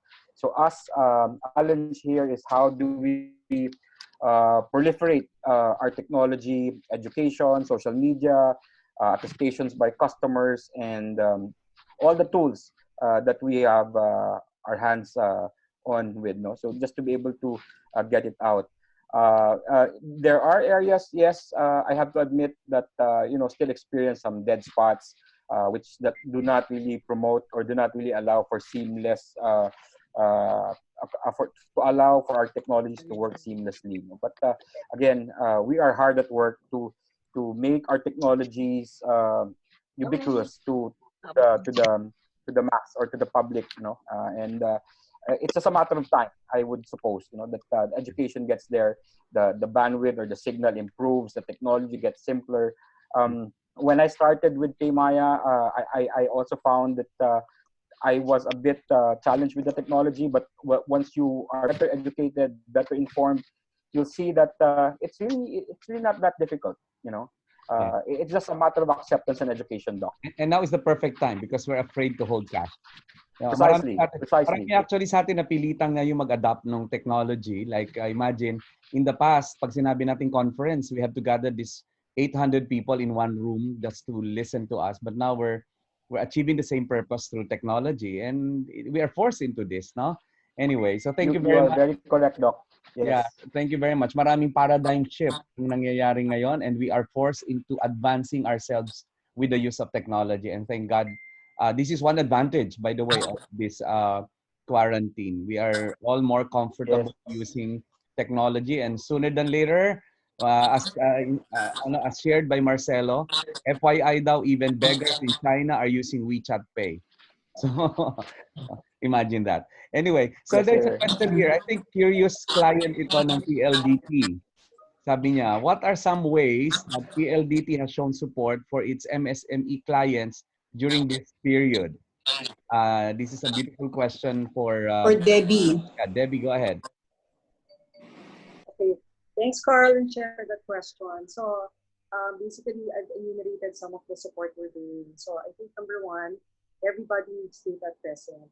So what we've done is we've already implemented speed boost for certain subscribers so that at the very minimum, they should be enjoying 25 Mbps speed. So that's one. This happened not only to PLDT Enterprise subscriber, but also to PLDT subscribers.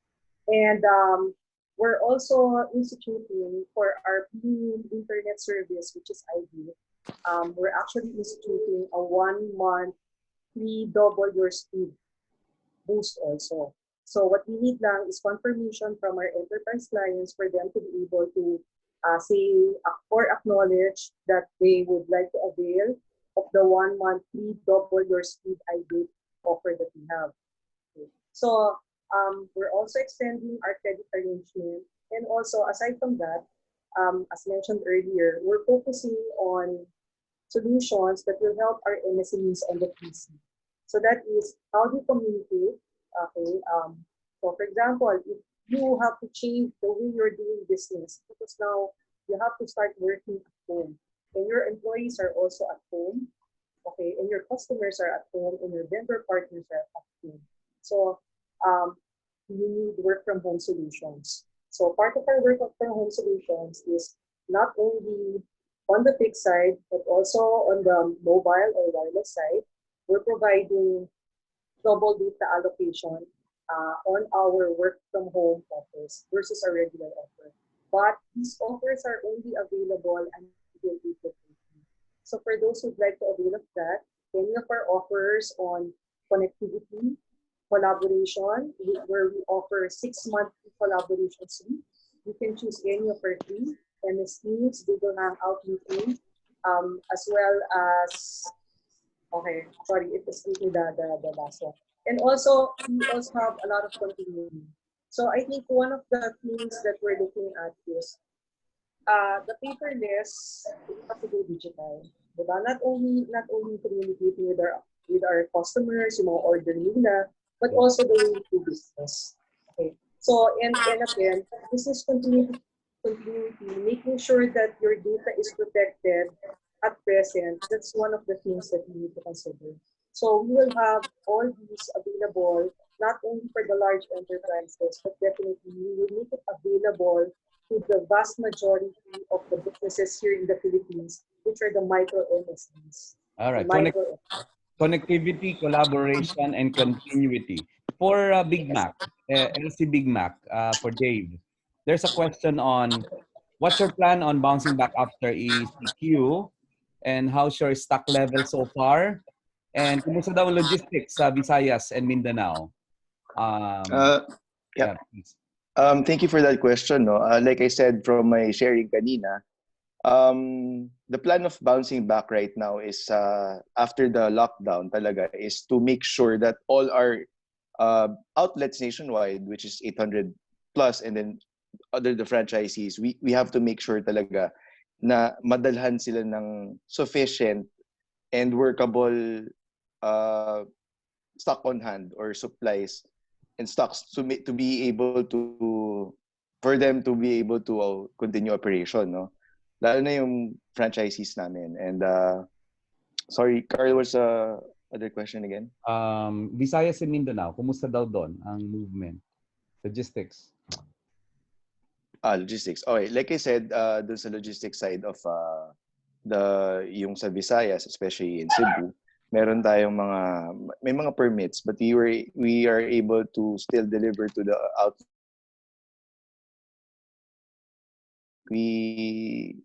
It's minimal movement, minimal to no movement, and then like I said, among our total number of outlets, we are only operating less than 100, and then our franchises, out of 100, we're operating less than 10. Okay. So it's really minimal movement. But like I said from my sharing kanina, inisa-isa ko yung mga requirements per LGU, and masyado mahaba if ibabalikan ko yun, and isa-isahin ko yung lahat ng territories na meron kami and the depots na we have. But in summary, that's yun, we have to comply. Yeah. But it's not 100% na you can pass through the checkpoints kasi like I said, meron kami instances kanina na meron kaming permits, meron kaming mga passes also na kinuha, but we weren't able to pass through, no? Sa summer. Thank you very much, Dave. Partner, for our... wait, yes. partner. May mga tanong for kasi our participants... Oh, sige. Yeah, I would suggest that our panelists, please answer specific chat to our participants or attendees. You can chat directly to a panelist, in fact, para they can answer your specific questions, just like an anonymous attendee who has a question with Protect of PLDT. Paki-specify nyo na lang, paki-PM nyo na lang sa kanila so that they can answer the specific questions for your specific concerns. Yeah, partner, go ahead. Yes, please. Yes. Yes, so for those who have concerns, katulad ng sinasabi nga ni Dave, no, medyo mahaba yung sharing niya kanina. So this is a recorded webinar naman. So we will be sharing this to the page of Facebook page of Philippine Franchise Association. So you can also panoorin ulit ito. And also we'd like to let our partners, our participants know, especially the members of the Philippine Franchise Association, that we will be sharing the assistance that will be given by our partners, yung shinare kanina ni Ms. Debbie, as well as the Paymaya and also BPI when they already have the IRR partner. Para yung iba, continuous naman yung engagement doon.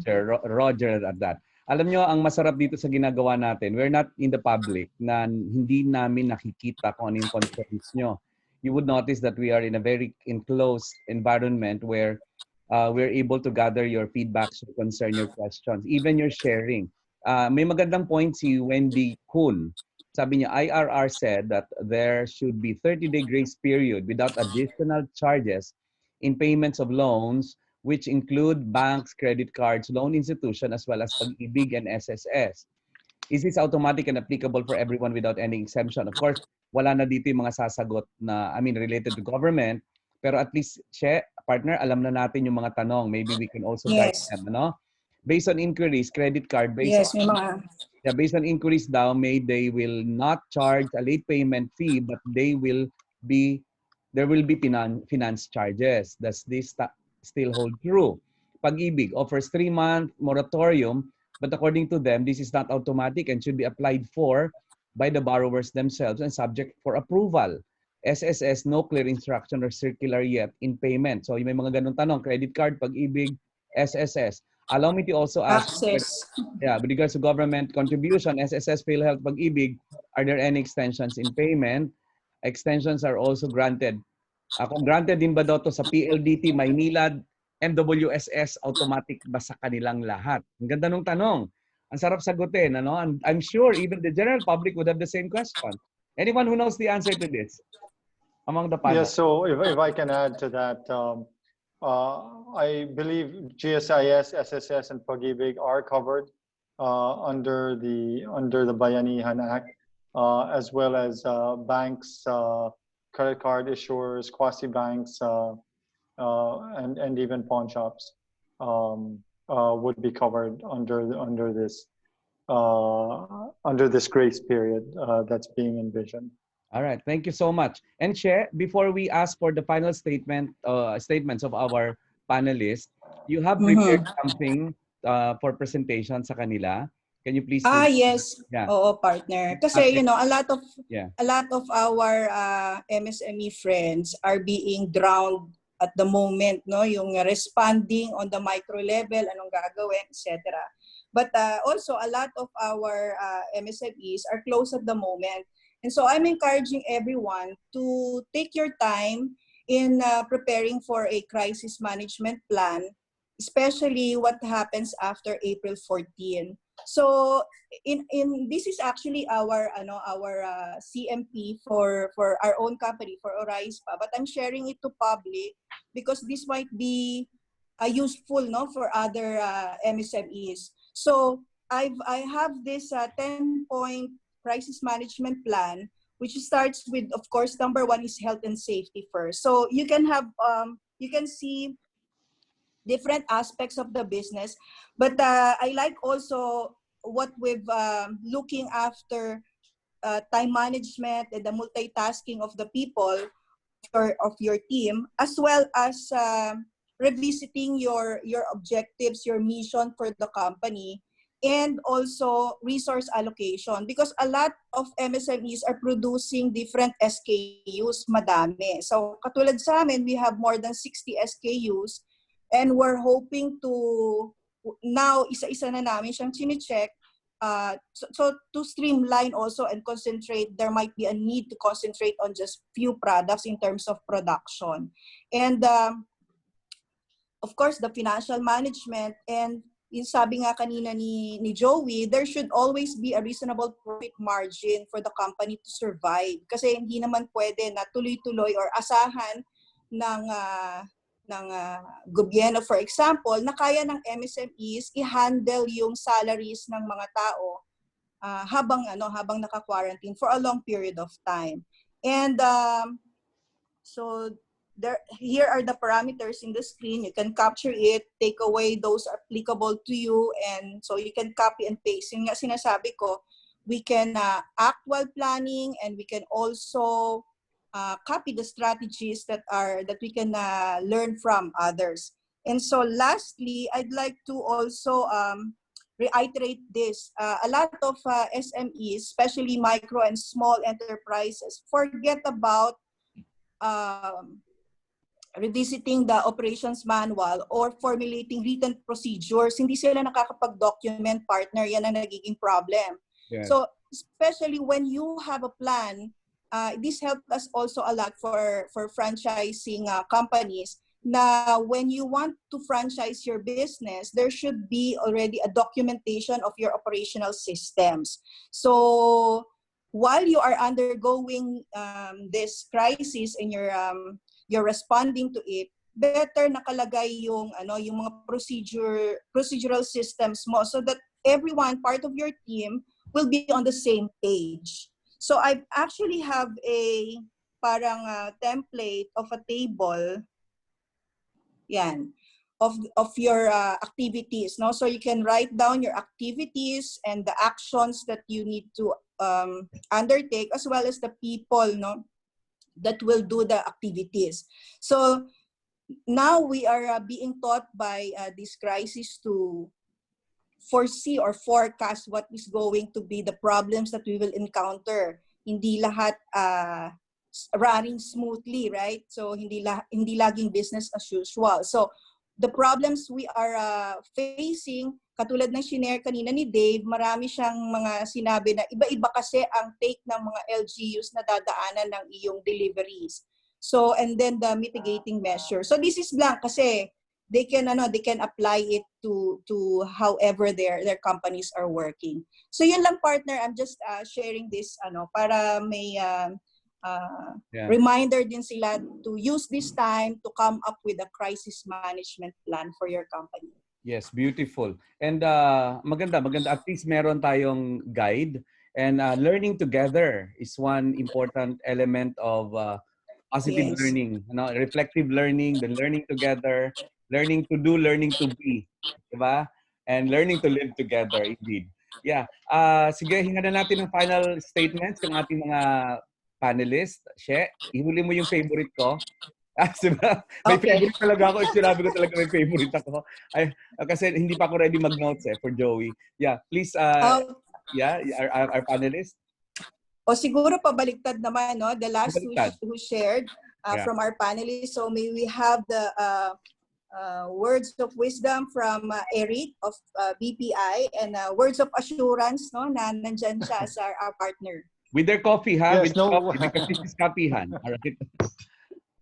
No, well, the BPI is definitely there to try and support our borrowers, our customers, and try to help them work through the problems. We do recognize that there are issues that especially the SMEs have to deal with. So we are going to be trying to work hard together with you in order to help you get through this period. Obviously, we have to look at customized solutions for each of our customers, but we do have our mind on trying to help you get through this crisis. Yeah, obviously we encourage you to try and make plans of your own in order to deal in your own way. I mean, we can help you with regards to the financing, but from your own logistic and infrastructure standpoint, we realize that there's a lot for you to deal with. So we're trying to work together with you in getting you through this crisis. Thank you. Thank you so much, Eric. We also want to let you know, our partners from BPI, Ms. Jessie Cruz is also on board. So we already have a lineup of suggestions. So how we can work together with BPI in terms of our needs from MSMEs. So may we call on now for parting words from Cherry Carino. Yes, hi, Dr. Carl and Ms. She. So siguro what I will be leaving the group in terms of my parting words would be, let us remember that as franchisors, we are morally obligated to also look after our franchise business and guide them, especially now that there is this crisis. In terms of support, it's important that we enable them with the tools that they need so that they will be able to bounce back strongly when business resumes. And then from our end naman, let's ensure that we are ready and we are in full capacity to serve the product that they need, to serve the service that they need from us as well, or from the back support, so that they will be when they open their shops, it's going to be a good bounce back experience din naman from them. Some some people will ask, ano ba yung pwede ibigay sa kanila? Now, our franchisees naman understand that like them, tayo rin, we also encounter yung problems na meron sila ngayon na pagdadaanan. It's just that what's important is they know that we're here for them, and we will go through this together because this is all our shared business. Nice, So, nice thank one. you. Alam mo, Che, hindi ko makakalimutan si Alice Liu last time, ang sabi niya yes. sa akin, just call them. Talk to them. They need someone to talk to, di ba? Even without, parang alam mo, even feeling ko, wala kang concrete solution sa lahat ng problema nila, but at least sometimes, kasi pag sinabi mo yung concern mo, you are relieved somehow. All right, next please, our next yes. analyst. Correct. Yes, may we hear on from Miss Sharon of Mr. Quickie. Hello. Yes, Sharon. Yes, sir. Yes, ma'am. Amidst all this COVID-19 situation, our workforce needs not only to be physically safe and healthy, but also psychologically and mentally supported. We need one another as support system. All our networks, investors, and employees have a lot of peers just like us. This is the time we need to show them we care. And MQ cares our employees and our customers. So with this, we are with constant communication naman with our franchisees. So even though we are close, so hopefully we will surpass all this. Thank you very much. Be safe, be alert, and be responsible. Thank you, and regards to Ms. Cheryl Quintana, our elite ambassador, my bosses. Wow, may promotion. Salamat for the support, Mr. Quickie and Royal Restore. Yes, ma'am. So, yeah, may we have parting words from our millennial entrepreneur, Dave. We've learned so much from you too. Thank you. Yes, My Dave. turn. Right. Right. I just want to go back to my sharing kanina, the last part of it. I think that's the best words of wisdom I can leave this meeting and sharing. For me, it's all about being humane right now and fully understanding the situation. Like for us business owners, there's no instant relief, and all we have to do is endure everything and get back on track once the lockdown is lifted. More than the best practices that everyone shared today, I think everything that we shared today will come secondary. And the primary thing we have to focus on right now is our contribution as individuals, as part of the society, as a part of our families, and of course, make sure that we respect the government and the people around us. No, because in the end, again, we are not stuck at home, but we are safe at home. So please stay safe, everybody. That's my favorite line for the day. No, one of my favorite lines for the day. We're not stuck. Ano? We are safe at Yeah. home. All right. Yes. Thank you very much, Dave. Thank you. Really Yes. perspective. The glass that is half full is also half empty, right? So it's how you see it. Yes. Thank you very much. Next, please. Yes, perfect. So we have our parting words from Joey Garcia. Okay. I think I would use my parting word to the same context that I always bring up whenever I have a daily updates with my team. No? I think as leaders, I think most of you, in any ways, I think you lead the team with whatever the size, the size of that team that you have. But for us, I think what is important at this crisis is we have to have a very clear goal, no? Whether it's a short-term or long-term goal. For me, when we started, going through this process, going through this crisis, I made it clear with consensus with the team, with the management team. We have one clear goal, and our simple goal is actually zero job loss. When I say zero job loss, I mean that we want to make sure that after the crisis, there will be none of our regular employees will lose their job. So the team has to work together to get to that goal. No? So I think that's to us. That's the number one goal. Now, going back to that goal, there's a couple of things I also wanted to leave with everyone. I also use this whenever I talk to the team. Be agile and always practice speed. When I say speed, I think this time, actually in crisis, you really have to make decisions very quick and very fast. In most cases, it takes us too much time to think and analyze, and we end up having nothing, no results, right? So my advice is make decision, make sure that decision is actually well consulted, but then your people are waiting for you as leaders to make decision. When you make decision, whether it's the right decision or wrong decision, you can always adjust it over time as we learn each day. We're learning each day, and each day is a learning process for everyone. And what is important is actually, as Shea was saying, and in that template that she has presented, is you take records. something you could learn.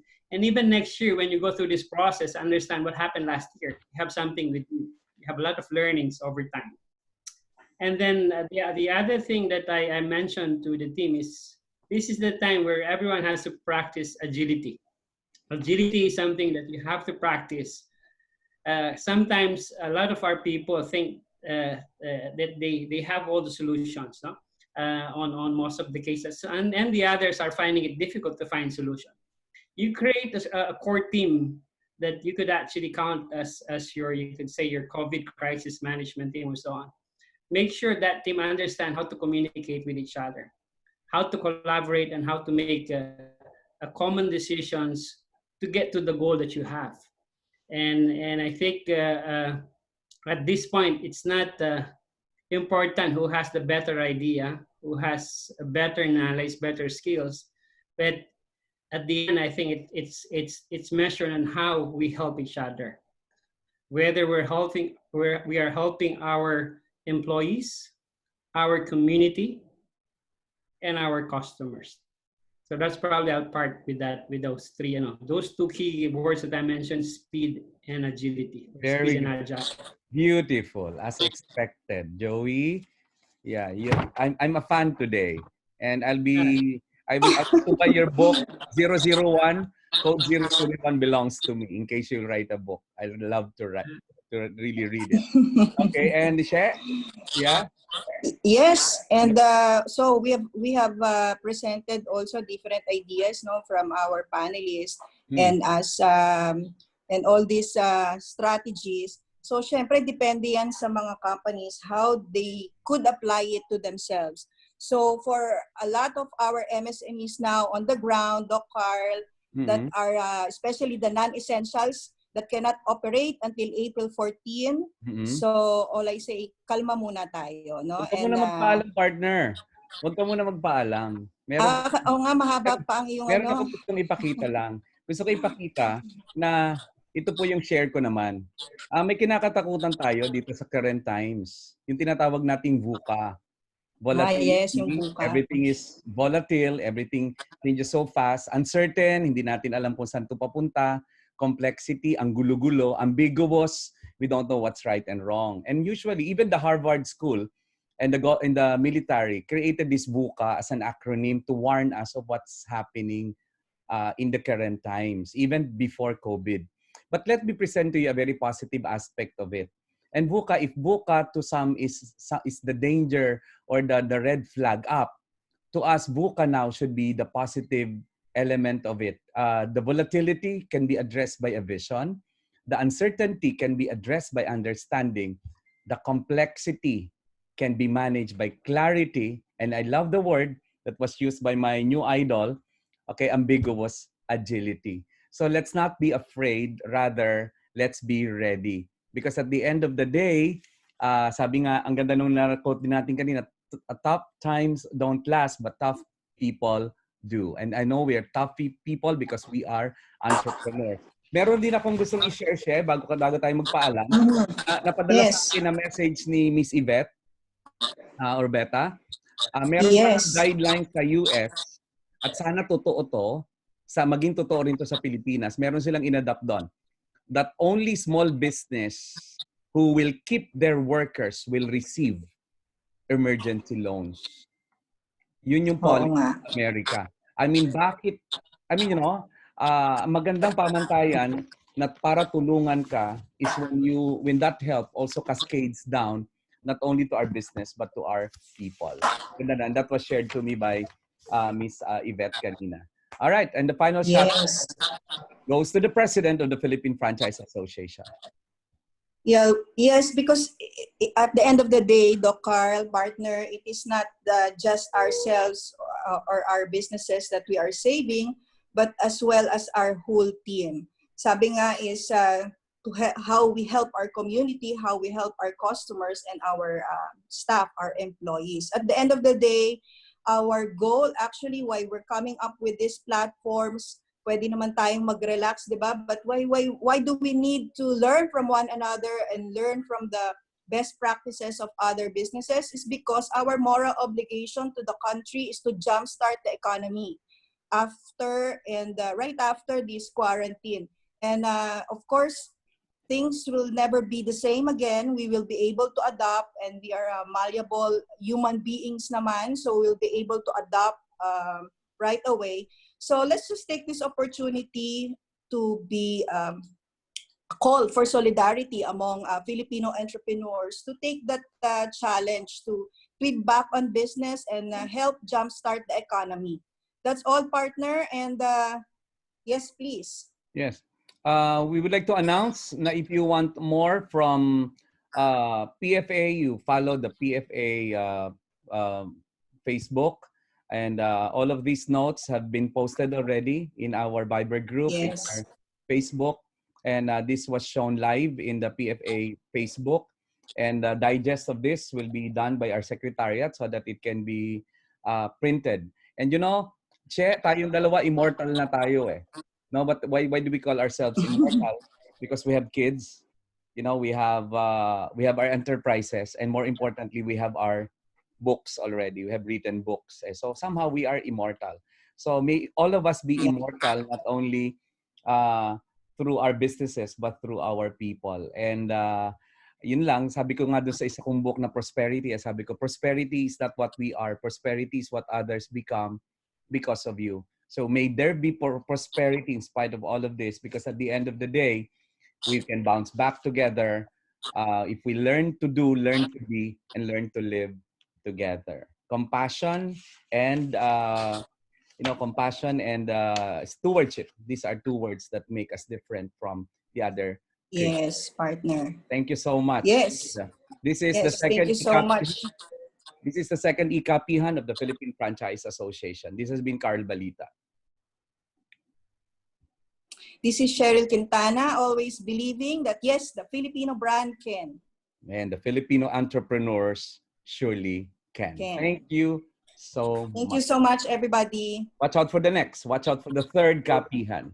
Maraming salamat po.